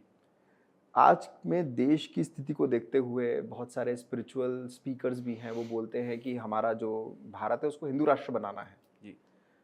पर कॉन्स्टिट्यूशन तो अलाउ नहीं करता। कॉन्स्टिट्यूशन तो बोलता है कि सेक्युलर स्टेट है, हर धर्म के लोग, हर जाति के लोग रहेंगे यहाँ पर। आगे क्या होगा? देखिए, पहली चीज़ ये है कि भारत हिंदू राष्ट्र नहीं है। हम संविधान को लेके चलने वाले लोग हैं, हम नेशनलिज्म वाले लोग हैं। और नेशनलिज्म का मतलब है कि सिर्फ और सिर्फ संविधान को मानना, बीइंग लॉयल टू कॉन्स्टिट्यूशन। और संविधान में जिस दिन तक लिखा हुआ है कि इंडिया एक सेकुलर स्टेट है, हिंदू राष्ट्र नहीं, हम मानेंगे, तो ये हो गई संविधान की बात। तो मतलब सेक्युलरिज्म अगर वर्ड देखें कॉन्स्टिट्यूशन में, तो वो रहेगा जब तक कॉन्स्टिट्यूशन रहेगा, जब तक हमको मानना पड़ेगा कि हम लोग हिंदू राष्ट्र नहीं है, सेक्युलर है। जब तक संविधान में है मैं तो मानूंगा। और मैं इस देश के हर हिंदू से बोलूंगा कि वो मानो, लेकिन ग्राउंड रियलिटी पे सेकुलरिज्म नहीं है। और अगर जितना बचा कुचा है वो सिर्फ और सिर्फ हिंदुओं की वजह से। ऐसे समझिए कि अगर एक हिंदू ने कुछ गलत किया तो दूसरे हिंदू उसको रोकेंगे, उसको बोलेंगे ए तू गलत कर रहा है। लेकिन यही चीज मुसलमान क्यों नहीं करते? अगर कोई मुसलमान गलत बोल रहा है तो उसको अच्छा मुसलमान क्यों नहीं रोकता? आप उसको रोकिए ना। हमारे कॉन्स्टिट्यूशन के हिसाब से देश सबसे बड़ी चीज है, और उसी देश में खड़े होकर अगर आप ये बोल पा रहे हो 10 हिंदुओं के बीच में कि फिलिस्तीन हमारे लिए सबसे पहले है, फिलिस्तीन हमारे लिए सबसे बड़ा, और आपको कोई कुछ नहीं कह रहा, मतलब उस देश का हिंदू सेकुलर है। आप 10 मुसलमान के बीच में ये चीज नहीं बोल पाएंगे। दुविधा तो यही है। 20 करोड़ मुसलमानों के खिलाफ आप कुछ नहीं बोल सकते, लेकिन हर दिन 130 करोड़ हिंदुओं के बारे में सब कुछ बोला जाता है। छोटे से एक गली मोहल्ले के लड़के से लेकर देश की राजनीतिक पार्टियां भी बोलती हैं। महुआ मोइत्रा साहब मैडम ने एक रिएक्टर, न्यूक्लियर रिएक्टर का फोटो यूज करके शिव जी को टारगेट किया था। राइट। कुछ हुआ? कुछ नहीं हुआ। एक और घोष हैं टीएमसी की लीडर, उन्होंने शिवलिंग के ऊपर एक प्रोटेक्शन को लगा के बोला कि something can be of better use. बहुत गंदा डेरोगेटरी था वो तो। कुछ हुआ? कुछ नहीं हुआ। But you can not comment the same thing on the belief of Muslims. Secularism यहाँ खत्म हो जाता है। सेकुलरिज्म ग्राउंड रियलिटी पे कुछ नहीं है। मैं बार बार बोलता हूँ, हर जगह यही बोलता हूँ कि it's a very cool word जो थोड़ा सा प्रोफाइल अच्छी करता है आपकी। I am a secular person. नहीं हो आप सेकुलर, और जितना बचा है वो हिंदू ही हैं। और जिनको देखना है कि हिंदू कितना सेकुलर है, मेरे कई वीडियोस के कमेंट पे आ जाओ, दिख जाएगा secular Hindu. Kashmir files, Bengal files जी, ऐसी मूवीज आई जी, ऐसी मूवीज बनी, लोगों ने समझा और समझने की कोशिश भी कर रहा है अब यूथ। बिल्कुल ऐसी मूवीज और बननी चाहिए। बिल्कुल बननी चाहिए। मैं बोलता हूँ ये कोई प्रोपोगंडा नहीं है। बहुत अच्छी बात है कि कोई डायरेक्टर आके ऐसी मूवीज बना रहा है। राइट। कश्मीर फाइल देखिए, उसमें कोई it's not a fiction. Right. वो बंदा डॉक्यूमेंट्स के साथ घूम रहा है इतनी मोटी फाइल के, रियलिटी हर जगह जाके लेके घूम रहे हो कि ये पढ़ लीजिए। तो वो प्रोपोगंडा नहीं है। प्रोपोगंडा क्या होता है मैं आपको बताता हूँ। एक मूवी आई थी अमिताभ बच्चन साहब की, बेमिसाल। आई थी। राखी मैडम के साथ बैठे और कह रहे हैं कि पता है तुमको, इस देश में सब कुछ अंग्रेजों ने दिया, बस कश्मीर एक ऐसा हिल स्टेशन है जो मुगलों ने दिया। और फिर राखी मैडम कहती हैं मुगलों की तो सभी चीज अच्छी थी ना, उनकी पेंटिंग्स, उनके गाने, उनके मॉन्यूमेंट्स। अच्छा, ये सीन नहीं देखा। अरे बेमिसाल मूवी का सीन है सर ये। और कश्मीर फाइल प्रोपोगंडा है। हफ्ते में कितने वार होते हैं? 7 वार होते हैं। फिल्में फ्राइडे को ही क्यों आती हैं? ये नोटिस नहीं किया, पर सही बताया। मंगलवार को आ सकती हैं, सोमवार को आ सकती हैं, और फ्राइडे में वीकेंड जुड़ जाता है लोगों के हिसाब से, जबकि सैटरडे संडे वीकेंड होता है। वीकेंड जुड़ जाता है। जबकि इसके ऊपर बहुत पुरानी बात है। बंबई में क्या होता था, डॉनों का जो कब्जा मानते हैं ना, मैं बॉलीवुड हमेशा अटैच रहा इन लोगों से, तो हाजी मस्तान जैसे लोगों की वजह से ये चीज इन्फ्लुएंस हुई कि फ्राइडे को ही आई। अच्छा, वीकेंड का सर ऐसा है, कोई सीन नहीं है इसमें। ये वही पट्टी है जो आंखों पे बांध दी जाती है। वीकेंड पे आ रहा है, वीकेंड पे आ रहा है। हर महीने चलती हैं फिल्में। संडे को रिलीज करिए ना आप। हमारे यहाँ तो संडे की छुट्टी होती है। मोदी जी के आने के बाद तो सैटरडे में भी छुट्टी हटा दी। वीकेंड तो अब एक ही बचा हुआ है, संडे ही है। सैटरडे नाइट से स्टार्ट होता है। तो प्रोपोगंडा ये होता है। प्रोपोगंडा ये है। दीवार मूवी में अमिताभ बच्चन मंदिर नहीं जाएंगे, लेकिन कूली मूवी में हरी चादर में 7 गोलियां लगी हैं लेकिन बंदा जिंदा है। ये प्रोपोगंडा है। राइट। वैसी मूवीज बनती थी। हाँ, एक मूवी है, मुझे नहीं पता क्या है, उसमें अजय देवगन साहब के दो रोल हैं। तौसीब नाम है, तौहीब नाम है, क्या है। अच्छा। भाई साहब, वो मूवी देख के मेरा दिमाग पागल हो गया। मतलब आप कब तक सेकुलरिज्म की पट्टी पढ़ाओगे इस देश के लोगों को? भाईचारा भाईचारा भाईचारा। मैं बहुत सेकुलरिस्ट पर्सन हुआ करता था। आप मेरी पुरानी वीडियो उठा के देखिए। भाईचारे की बातें मुझसे ज्यादा किसी सोशल मीडिया इन्फ्लुएंसर ने नहीं करी होंगी। लेकिन कमेंट्स के एनालिसिस करते करते मैं समझ गया कि भाई आप बहुत बड़े बेवकूफ हो। कोई सेकुलरिज्म नहीं है। जब तक आप सामने वाले के हित की बात कर रहे हो, जब तक ठीक हो, तब तक ही आप बहुत अच्छे व्यक्ति हो। जिस मोमेंट पे आपने एक बात अगर जरा सी, अब आप ऐसे सोचिए, फिलिस्तीन के बारे में अगर मैं बात कर रहा हूं तो मैं कटघरे में हूं। बिल्कुल। अरे तू बिक गया है, तू दलाल है, तू गोदी मीडिया है। मैं तो फिलिस्तीन की बात कर रहा हूं। I am talking about international issue. Right. Israel और फिलिस्तीन का टॉपिक है, लेकिन आपने फिलिस्तीन पे क्वेश्चन मार्क लगाया और आपका सब कुछ खत्म। तो मैंने कहा कि भाई सेकुलरिज्म से कोई सेंस नहीं है। मैं नहीं कर पाऊंगा इतनी बातें जो रियलिटी में है ही नहीं। अगर फिलिस्तीन की बात है तो मैं बोलूंगा, और इसराइल हमारा दोस्त है, मैं बोलूंगा।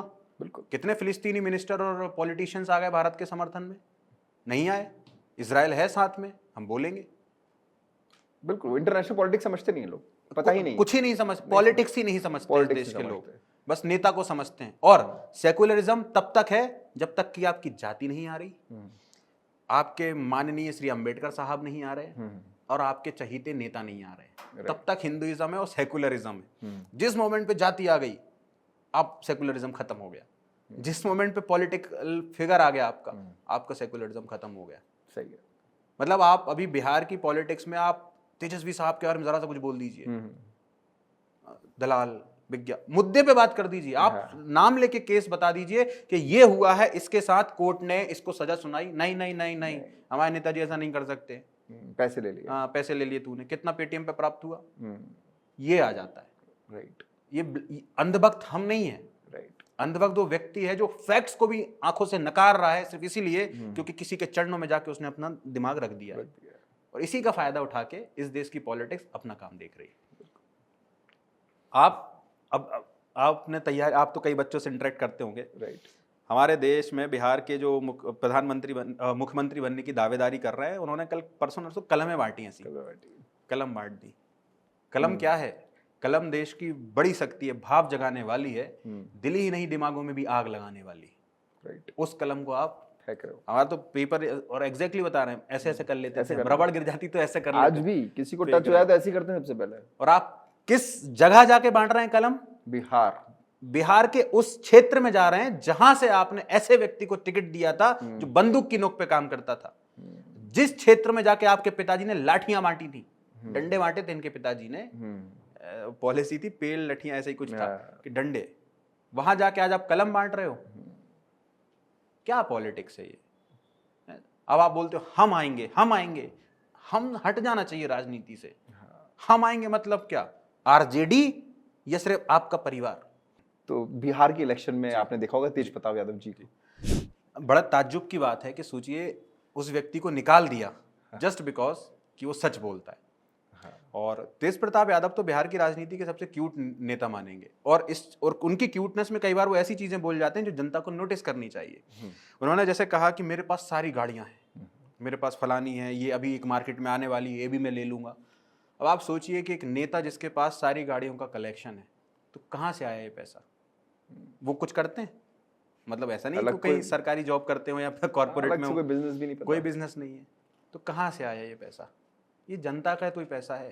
और जब पार्टी से निकालने के बाद वो इतने अच्छे से रह सकते हैं, तो सोचिए मेन परिवार कितना समृद्ध होगा। बिल्कुल सही बोल। पूरी जनता जब विपक्ष बात करता है, आरजेडी के जो अपोजिशन में, वो कहते हैं कई बार कि 9वीं फेल 9वीं फेल, इस पे बात ही मत करो। ये सोचिए कि 9वीं फेल होने के बाद भी संपत्ति कितनी है उनके पास। अब तो इस पे बात करो, कितनी पेमेंट मिलती है एक सांसद को? ज्यादा से ज्यादा जोड़ेगा तो चलो भाई 5 करोड़, बस 10 करोड़, इतनी तो गाड़ियों का ही कलेक्शन है, वो भी एमपी लेड फंड्स हैं। और आप बोल आज मतलब 15 साल आपकी सरकार रही, उसके बाद भी आपको ये बोलना पड़ रहा है कि एक अब हमें दे दो, हम कर देंगे। तो तब किसने दिया था? तब भी तो जनता ने ही दिया था। और एक चीज समझ में नहीं आती लोगों को कि जैसे ही आज की बात करो, अरे एनडीए की तो सरकार है, एनडीए की ही तो सरकार है। अरे नहीं भाई, एक बेस बनता है, उसके ऊपर चीज आती है, फिर काम दिखता है हमको। दिख रहा है बिहार में काम, कितना वीडियो वायरल हुआ था उनका नाचने का, तो फ्लाईओवर बिहार के हैं बिल्कुल, लेकिन ये कोई को नहीं दिखेगा। अब कुछ भी जैसे ही आके आप बात करो। और नीतीश कुमार सबसे साफ छवि के नेता हैं बिहार के। राइट। आप उनके बारे में पर बोला जाता है कि दल बदलता रहता है उनका, सत्ता की भूख वो बिल्कुल है उनके अंदर, लेकिन साफ दिखेंगे आपको। कभी आपको ऐसा मुद्दा सुनाई नहीं पड़ा होगा कि नीतीश कुमार के खिलाफ ये भ्रष्टाचार का मामला नहीं हुआ। एक जमीन से उठने वाले नेता है। छात्र राजनीति जो है ना हमारे देश में, छात्र राजनीति से उठने वाला प्रशांत किशोर जी का भी बड़ा हाथ है। बिल्कुल, प्रशांत किशोर जी ने जो जिसे बोलते हैं ना सलाहकार आपका अच्छा होना चाहिए, वो सलाहकार रहे हैं। अब तो सलाहकारी चुनाव लड़ रहे हैं, अब सलाहकारी चुनाव लड़ रहे हैं। और ये बिहार की जनता का देखना होगा। हाँ, और इससे समझ में आ जाएगा कि बिहार की जनता कितनी समझदार है कि वोट किसको देती है। राइट। मतलब जिसने केंद्र की सरकार बनवाई हो किसी की, आज वो खुद चुनाव लड़ रहा है। और तेजस्वी यादव जी से ज्यादा एक्टिव पॉलिटिक्स चलाएंगे वो। आज से 2.5 साल पहले 3 साल पहले बिहार में कोई नाम नहीं जानता था। राइट। 2 साल में पूरा बिहार घूम डाला उस व्यक्ति ने। और आज करंट की सिचुएशन में बिहार को वो माननीय नेताजी से ज्यादा जानता है। राइट। वो बच्चों के मुद्दे जानते हैं, वो लोगों की छोटी छोटी चीजें समझ रहे हैं, और वो अभी भी सिर्फ कोर पॉलिटिक्स पे लड़ रहे हैं। कोर पॉलिटिक्स है। प्रशांत किशोर के मुंह से आप कभी नहीं सुनेंगे कि वोट चोरी नहीं सुनेंगे। कभी आप देखिए, नहीं आया एक बार भी। पूरा डेवलपमेंट। वो गरीबी की बात कर रहे हैं, वो बेरोजगारी की बात कर रहे हैं, वो भुखमरी की बात कर रहे हैं, वो रोडों की बात कर रहे हैं, वो गरीब को कपड़े देने की बात कर रहे हैं। और यही बिहार का असली मुद्दा है, बिहार का असली टेस्ट भी। अब पेन जाके बांटने से, या हमारी सरकार आ जाएगी, अभी जैसे अब उत्तर प्रदेश में माननीय अखिलेश यादव जी ने घोषणा कर दी कि हमारी सरकार आ जाएगी, हम आईपैड बांटेंगे। आईपैड बांटने से कुछ नहीं होगा सर। आईपैड बच्चा खरीद ले, आप उसको इतना वैसा लायक बना दो। आप उस मुद्दे पे बात करो कि वो आईपैड खरीद सके।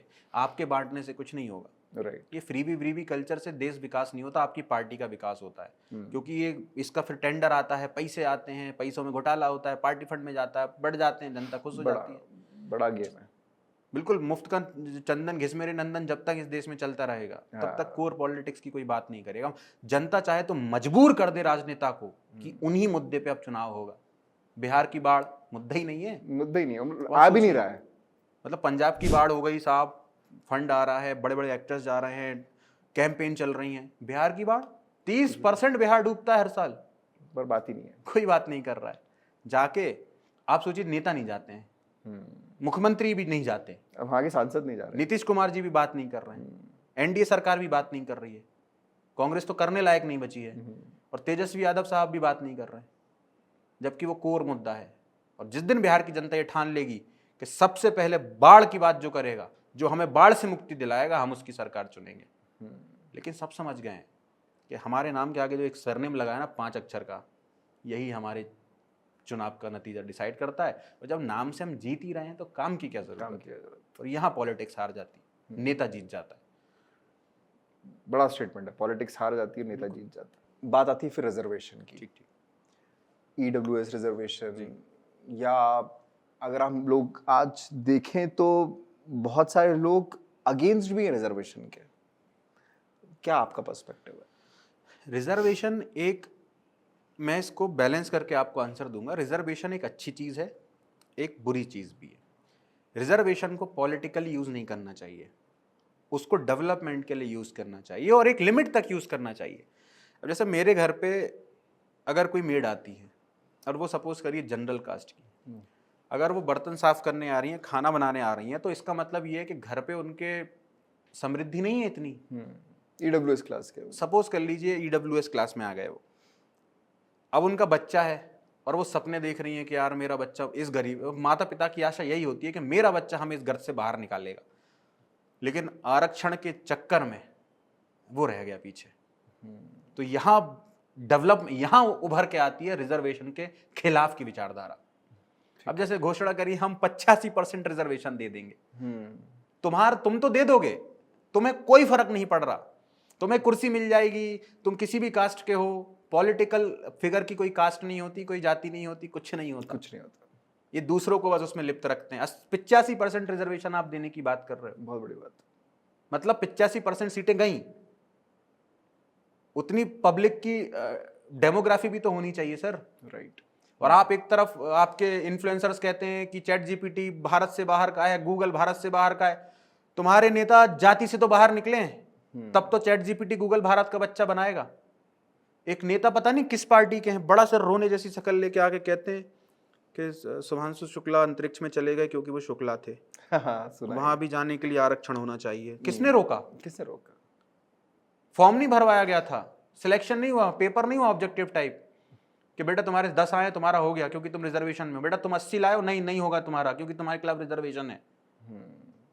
आप अंतरिक्ष में भेजने की बात कर रहे हो कि नीचे तबके से जाए, आप उनको सक्षम बनाइए। आप हमेशा उनको सिर्फ राजनीति के लिए इस्तेमाल करते आए हो, पहले इस्तेमाल करें फिर विश्वास करें। वो चल रहा है हमारे देश में, वो चल रहा है। आप वाकई अगर पिछड़ा जाति का, पिछड़े लोगों का विकास करना चाहते हो तो आप पॉलिसीज लेके आइए, और इस चीज का गवाह है मध्य प्रदेश सरकार। शिवराज सिंह चौहान जी कई नीतियां लेके आए थे ट्राइबल्स के लिए, और वो दिखता है आज हमको असर। बिल्कुल, आप नीति लेके आइए, आप रिजर्वेशन फेंक दोगे, 4 लोग खुश हो जाएंगे, क्या उसका लाभ भी मिल रहा है? फ्री में तो नहीं होगा सिलेक्शन। अभी वैकेंसीज आती हैं, मैं इसलिए नहीं बोलूंगा इस चीज को कि मैंने उस चीज को फील किया नहीं, मैं बिल्कुल समर्थन में करता हूं। कोई अगर गरीब तबके का व्यक्ति है तो उसको रिजर्वेशन मिलना चाहिए, लेकिन उस कॉस्ट का असर किसी दूसरे सक्षम व्यक्ति पे नहीं पड़ना चाहिए। बिल्कुल सही। मतलब आप मैं कई बार देखता हूं कुछ जगह से तो रिजर्वेशन हटा ही देना चाहिए, कहीं कहीं रखो आप। राइट। मेडिकल एक ऐसी फील्ड है, बहुत ही इंपॉर्टेंट और प्योर फील्ड है वो, जो टोटली टैलेंट पे बेस्ड है। बिल्कुल। अब आप एग्जांपल लाओगे कि विदेश में 2000 किलोमीटर दूर से बैठे डॉक्टर ने रोबोट से किया ऑपरेशन, आप इंडिया में वही करवाना चाहते हैं ना, तो आप ऐसी जगहों से रिजर्वेशन हटाइए जहां पर टैलेंट की बात हो। मेडिकल मतलब आप सामने वाले, अब इसको सिंपल से उदाहरण से अगर मैं क्लियर कर दूं तो 100 नंबर का टेस्ट हुआ जिसमें अलग अलग चीज बॉडी की सबके क्वेश्चंस पूछे गए। आप 60 लेके आए, मैं 20 लेके आया, मतलब मुझे 80% क्वेश्चंस की नॉलेज नहीं थी, मैं कर पाऊँ, लेकिन मेरा सिलेक्शन हो जाएगा राइट। सिर्फ इस बेसिस पे कि मैं रिजर्वेशन में आ गया हूँ। चार्टर्ड अकाउंटेंसी फील्ड एक ऐसी है, सीए, जहाँ पे शायद रिजर्वेशन इसीलिए इतना डिग्निफाइड है, इसलिए डिग्निफाइड है। और इस चीज का जहर राजनीति से फैलता है।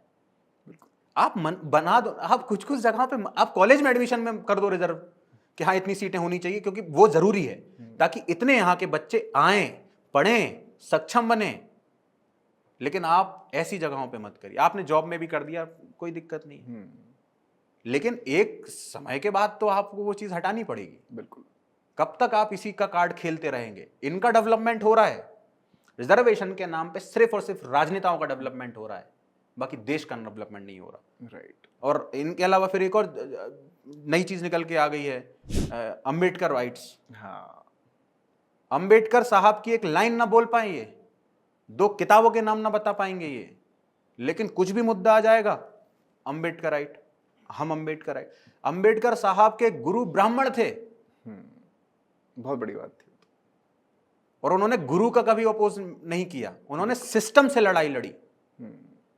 आप सिस्टम से नहीं लड़ रहे हो, आप हर चीज से लड़ रहे हो। जाति देख रहे हैं, सिर्फ जाति देख रहे जाति हैं, जात धर्म देख रहे हैं, जाति देख रहे हैं, सब वही देख रहे हैं। एक्चुअल बात नहीं हो रही, जो ग्राउंड रियलिटी की बात है वो नहीं कर पा रहे। जब तक वो बात नहीं होगी तब तक आप वो रिजर्वेशन ही मांगते रहोगे, लेते रहोगे, सरकार देती रहेगी, क्योंकि हमें तो कुर्सी चाहिए साहब।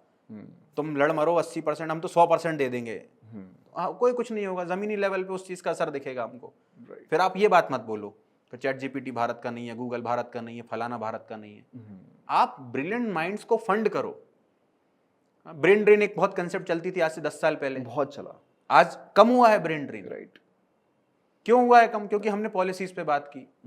एक मोदी जी का एक व्यंग था, पकोड़े तल दो।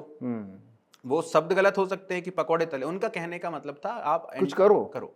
आज आप कुछ कर रहे हैं, आज मैं कुछ कर रहा हूं, आज मैं नौकरी के पीछे नहीं भाग रहा हूं, राइट। आज आप नौकरी के पीछे नहीं भाग रहे हैं, आज हम 10 लोगों को और जॉब दे रहे हैं। यही मॉडल की बात वो करते हैं। अगर मैं पर्सनली ग्रो करूंगा तो मैं 10 लोगों को और, बिल्कुल। लेकिन अगर मैं बस रिजर्वेशन के कर दिया आपने कि भाई 80 सीटें बुक कर दी हैं आपके लिए, अब आप आइए, पढ़िए, नहीं पढ़िए कोई नहीं। कई बार दुख होता है कि 10 नंबर, 20 नंबर, 25, 30 नंबर का गैप होता है मेरिट में, बहुत बड़ा गैप रहता है, इतना बड़ा गैप।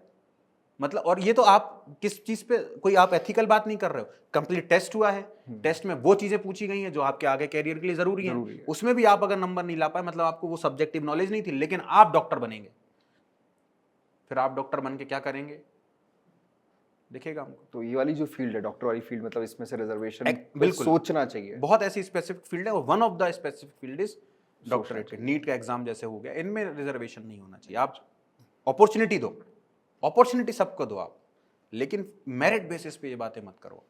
हमारा ये जो पॉडकास्ट है वो रिलीज हो रहा है गांधी जयंती पे। जी, गांधी जयंती बोलूंगा, 2 अक्टूबर को। जी, गांधी जी की विचारधारा जी, और आज़ादी की लड़ाई, और गांधी जी का कितना महत्वपूर्ण योगदान रहा है हमारे देश को आज़ाद करने के लिए।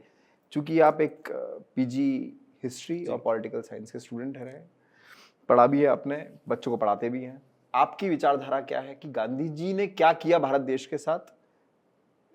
क्या आप सोचते हैं कि कितना उनका सहयोग था हमारे इंडिपेंडेंस के लिए? बहुत लोग डिस्कशन करते हैं गांधी जी के लिए, और चूंकि आज हमारा जो पॉडकास्ट रिलीज हो रहा है गांधी जयंती पे ही हो रहा है, जी, तो आपसे पूछना चाहूंगा। ये Gandhi ji Bengal file movie release होने के पहले कुछ और थे और लोगों के दिमाग में अब कुछ और हो गए। ओके, मैं ऐसे चलता हूँ इस चीज को लेके कि हर, अच्छा, एक चीज और पूछना, क्या गांधी जी को आप राष्ट्रपिता मानते हैं?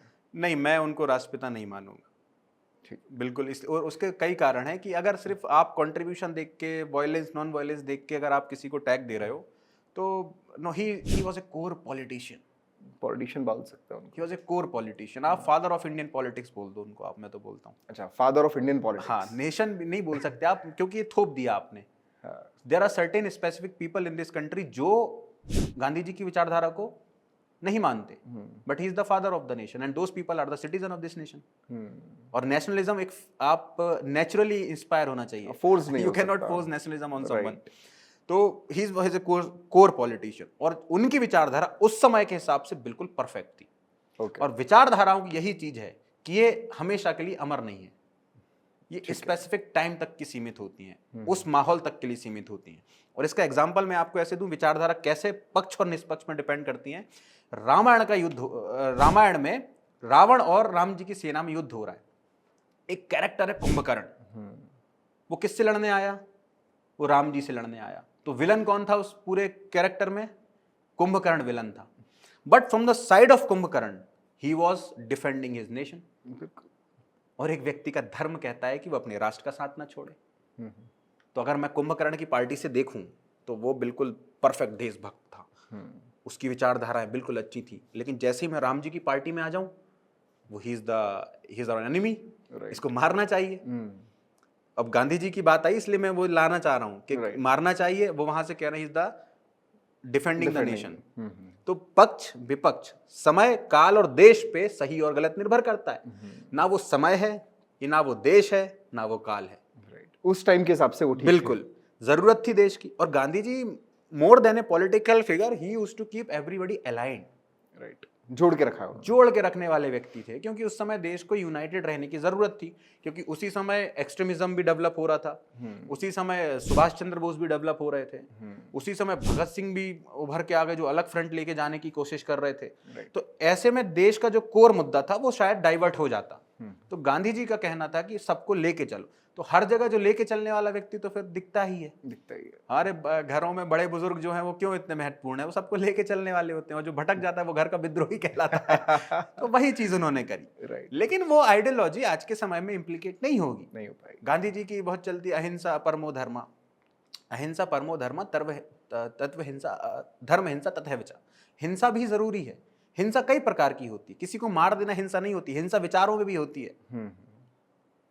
और हमारे देश में हिंसा का मतलब भाई तलवार चाकू आग नहीं, विचारों में हिंसा होनी चाहिए, वो जरूरी है। तो वो आज के टाइम पे इम्प्लीकेट नहीं होगी। गांधी जी उस समय इसलिए भी बहुत लाइमलाइट में रहे क्योंकि उन्होंने भारत का दौरा किया, उन्होंने भारत की कोर पॉलिटिक्स को समझा। राइट, क्योंकि नेशनलिज्म एक ऐसा टॉपिक था जो सिर्फ महाराष्ट्र, गुजरात, राजस्थान, मध्य प्रदेश तक सीमित होकर नहीं जीता जा सकता था। From the top of the country to the bottom सबको जोड़ना था। वो उन्होंने यात्रा करी, बाहर रहकर आए थे, उन्होंने ब्रिटिशर्स को बहुत क्लोजली ऑब्जर्व किया था। हमारे लिए जो इंडियन पीपल लोग थे, इनके लिए ब्रिटिशर्स क्या थे? एक अलाइन पावर थी जो आए हम पे राज कर रहे हैं, और एक्सेप्ट भी कर लिया था लोगों ने तो कि माई बाप है हमारे। बिल्कुल। बट सबसे पहली कौन सी चीज लानी पड़ती है? विद्रोह की। विद्रोह बोल रहा हूं मैं, विरोध नहीं बोल रहा हूं। विद्रोह लाना पड़ेगा कि ये तुम्हारे हैं ही नहीं, तुम्हें मतलब रिवोल्ट करना पड़ेगा, रेबेलियन जनरेट करना पड़ेगा।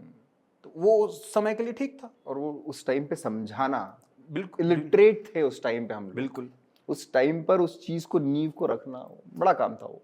तो उस समय के हिसाब से मुझे लगता है कि गांधी जी की विचार रेलेवेंट थे, बिल्कुल रेलेवेंट। पर आज की तारीख में रेलेवेंट नहीं है, क्योंकि आज के टाइम पे ना पॉलिटिक्स वो है। उस समय एक ही पार्टी बनी, इंडियन नेशनल कांग्रेस, और गांधी जी तो कह गए थे कि हटा देनी चाहिए पार्टी हमको। बाद में उन्होंने बोला ही था। राइट, लोग आरएसएस का जरूर बोल देते हैं कि आरएसएस को ऐसा कर देना चाहिए, वैसा कर देना चाहिए। भाई वो तो पार्टी को ही खत्म करने की बात करके गए थे, वो क्यों नहीं मानी आपने? राइट। तो Gandhi ji was relevant at that time, और मैं मानता हूं हर व्यक्ति का एक रेलेवेंस का टाइम होता है। मार्क्सिज्म आज रेलेवेंट नहीं हो सकता, हिटलर की कंसेप्ट आज रेलेवेंट नहीं हो सकती, पर उस टाइम पे थी। बिल्कुल। तो गांधी जी इज नॉट रेलेवेंट टुडे, उनकी आइडियोलॉजी रेलेवेंट नहीं होगी। मे बी ही उनकी उस समय के हिसाब से पढ़े तो बहुत प्यारी चीज है भाई, बहुत अच्छी बातें उन्होंने करी। माय एक्सपेरिमेंट विद ट्रुथ में ओपनली आके उन्होंने अपने आप को क्रिटिसाइज किया कि यार मैं ये गलत है, बहुत अच्छी चीज है। Right. So maybe he can be called as the father of nation, और हम तो उसकी रिस्पेक्ट करते हैं। गांधी जयंती आती है, बढ़िया भाई, सेलिब्रेट करते हैं, सब कुछ करते हैं। राइट। लेकिन रेलेवेंस की आप बात करोगे तो he might lose his relevance. True. Current scenario में बिल्कुल, क्योंकि कुछ चीजें छुपाई भी गई थी। राइट। एक चश्मे से ही गांधी जी को दिखाया गया था इस देश में, साइड पोज। हाँ, वो कहते हैं ना गांधी जी के दो चश्मे, एक चश्मे से ही दिखाया गया था। अब दूसरा चश्मा जब साफ हुआ तो पता चला। और उसका कारण है क्योंकि मोस्टली जो ब्रिटिशर्स थे, ब्रिटिश राइटर्स थे, उन्होंने बहुत कुछ लिखा, लेकिन वो हमारे देश में बताया नहीं गया, क्योंकि सारी जो मिनिस्ट्री थी वो सब कांग्रेस के अंडर में रही। तो वही चीज सामने लाई गई, जितना दिखाया उतना पड़ा। अब इसमें एक चीज मैं आपको बता दूंगी, गॉडसे जी नहीं बोलना चाहिए मुझे, गॉडसे ने गांधी को मारा, पूरी दुनिया में प्रोपेगेंडा चलाया जाता है, किताबों में छापा गया, नाथूराम गॉडसे गांधी जी को मार दिया। सिखों के गुरु अर्जन देव जी रहे, तेग बहादुर साहब रहे। आप ये बताइए ना किसने मारा? औरंगजेब ने मारा, मुगलों ने मारा। और ये है नहीं, ये नहीं बताओगे आप? बताएंगे नहीं कोई। गांधी जी को गॉडसे ने मारा is all time propaganda. Arjan Dev ji को किसने मारा? तेग बहादुर जी को किसने मारा? गुरु गोविंद सिंह जी को किसने किया उनके साथ हत्या? वो नहीं बता पा रहे हैं। आप वो नहीं बता पा रहे हो? क्यों नहीं बता पा रहे हो? आप बताओ ना फ्रंट पे आके। इतना अपीजिंग क्यों करनी है आपको? और गांधी जी भी मुस्लिम अपीजिंग थे।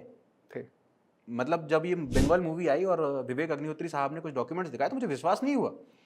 मैं कोर में गया रिसर्च की और मैं देखा वाकई ये चीज़ लिखी थी उन्होंने, राइट, कि अगर वो मारने की कोशिश करें तो आप नहीं तो ये क्या बात हुई सर आपकी? इतना लिबरल, इतना मतलब अपीजिंग। पर ये सब चीजें पता चलनी चाहिए मुझे लगता है, और ऐसा कंटेंट आना चाहिए। चल रही है ना? इसलिए मैं चाहता हूँ कि इस टाइप के पॉडकास्ट हम लोग करते रहें। और मतलब मैं ऑडियंस को यही बोलना चाहूँगा कि रोहित जी से हमने जितनी बातें करी अभी, जितनी बातें उन्होंने बेबाकी से रखी, और एक्चुअल कंटेंट अगर आप उनके इंस्टाग्राम को अगर फॉलो करते हैं, अगर नहीं करते हैं तो ज़रूर फॉलो करिए, क्योंकि मैं उनको फॉलो करता हूँ, द अनचैप्टर्ड। उनका कंटेंट आप देखेंगे, हर दिन की कुछ ना कुछ ऐसी इंपॉर्टेंट न्यूज़ रहेगी जो आपको रील फॉर्म में दिखेगी। और उनकी स्टोरीज आप देख लोगे तो आपका पूरा रिवाइंड हो जाएगा कि देखो एक्चुअल में देश में क्या चल रहा है। तो ऐसे इन्फ्लुएंसर्स को आप लोग फॉलो करिए, समझिए कि एक्चुअल में देश की ज़रूरत क्या है। रोहित जी, ये पॉडकास्ट में हम जितनी बात कर लेंगे, मैं आपको 100% बोल रहा हूँ कि हम पूरी एक रात और फिर अगला दिन डिस्कस करने में निकल जाएगा, क्योंकि आप हिस्ट्री और पॉलिटी बहुत अच्छे से समझते हैं और एक्चुअल में देश की स्थिति क्या है वो आप समझ पा रहे हैं। तो इसको हम कंटिन्यू रखेंगे 100%। बिल्कुल। हम नेक्स्ट, ये पूरी सीरीज बनाऊंगा मैं, और नेक्स्ट टाइम पे अगर आप हमें बताते हैं कौन सा टॉपिक पे हमें डिस्कस करना है, हम बिल्कुल 100% डिस्कस करने वाले हैं, भले वो मध्य प्रदेश हो, भले वो राजनीति हो, क्योंकि हम बात करते हैं पीएससी की। ये भी यूपीएससी वाले हैं, मैं भी यूपीएससी वाला हूँ, ये भी एमपीपीएससी वाले हैं, मैं भी एमपीपीएससी वाला हूँ। पीएससी मतलब होता है पॉलिटिक्स, सोसाइटी और कल्चर। बिल्कुल। और इसी से पीएससी बना है, भले वो आपके लिए पब्लिक सर्विस कमीशन हो, पर हमारे लिए पॉलिटी है, हमारे लिए सोसाइटी और हमारे लिए कल्चर है, बहुत इंपॉर्टेंट है हमें देश के लिए। तो उसी के साथ मैं आपको बहुत बहुत धन्यवाद देता हूँ। Thank you so much Rohit ji, बहुत अच्छे से आपने बात करी। ऑडियंस को 100% ये पॉडकास्ट पसंद आएगा, और अगर आपने चैनल को लाइक नहीं किया है, सब्सक्राइब नहीं किया, तो प्लीज़ कर लीजिए, तो इस तरीके के हम लोग टॉपिक आपके लिए और लेकर आ पाए। Thank you so much. जय हिंद, जय भारत।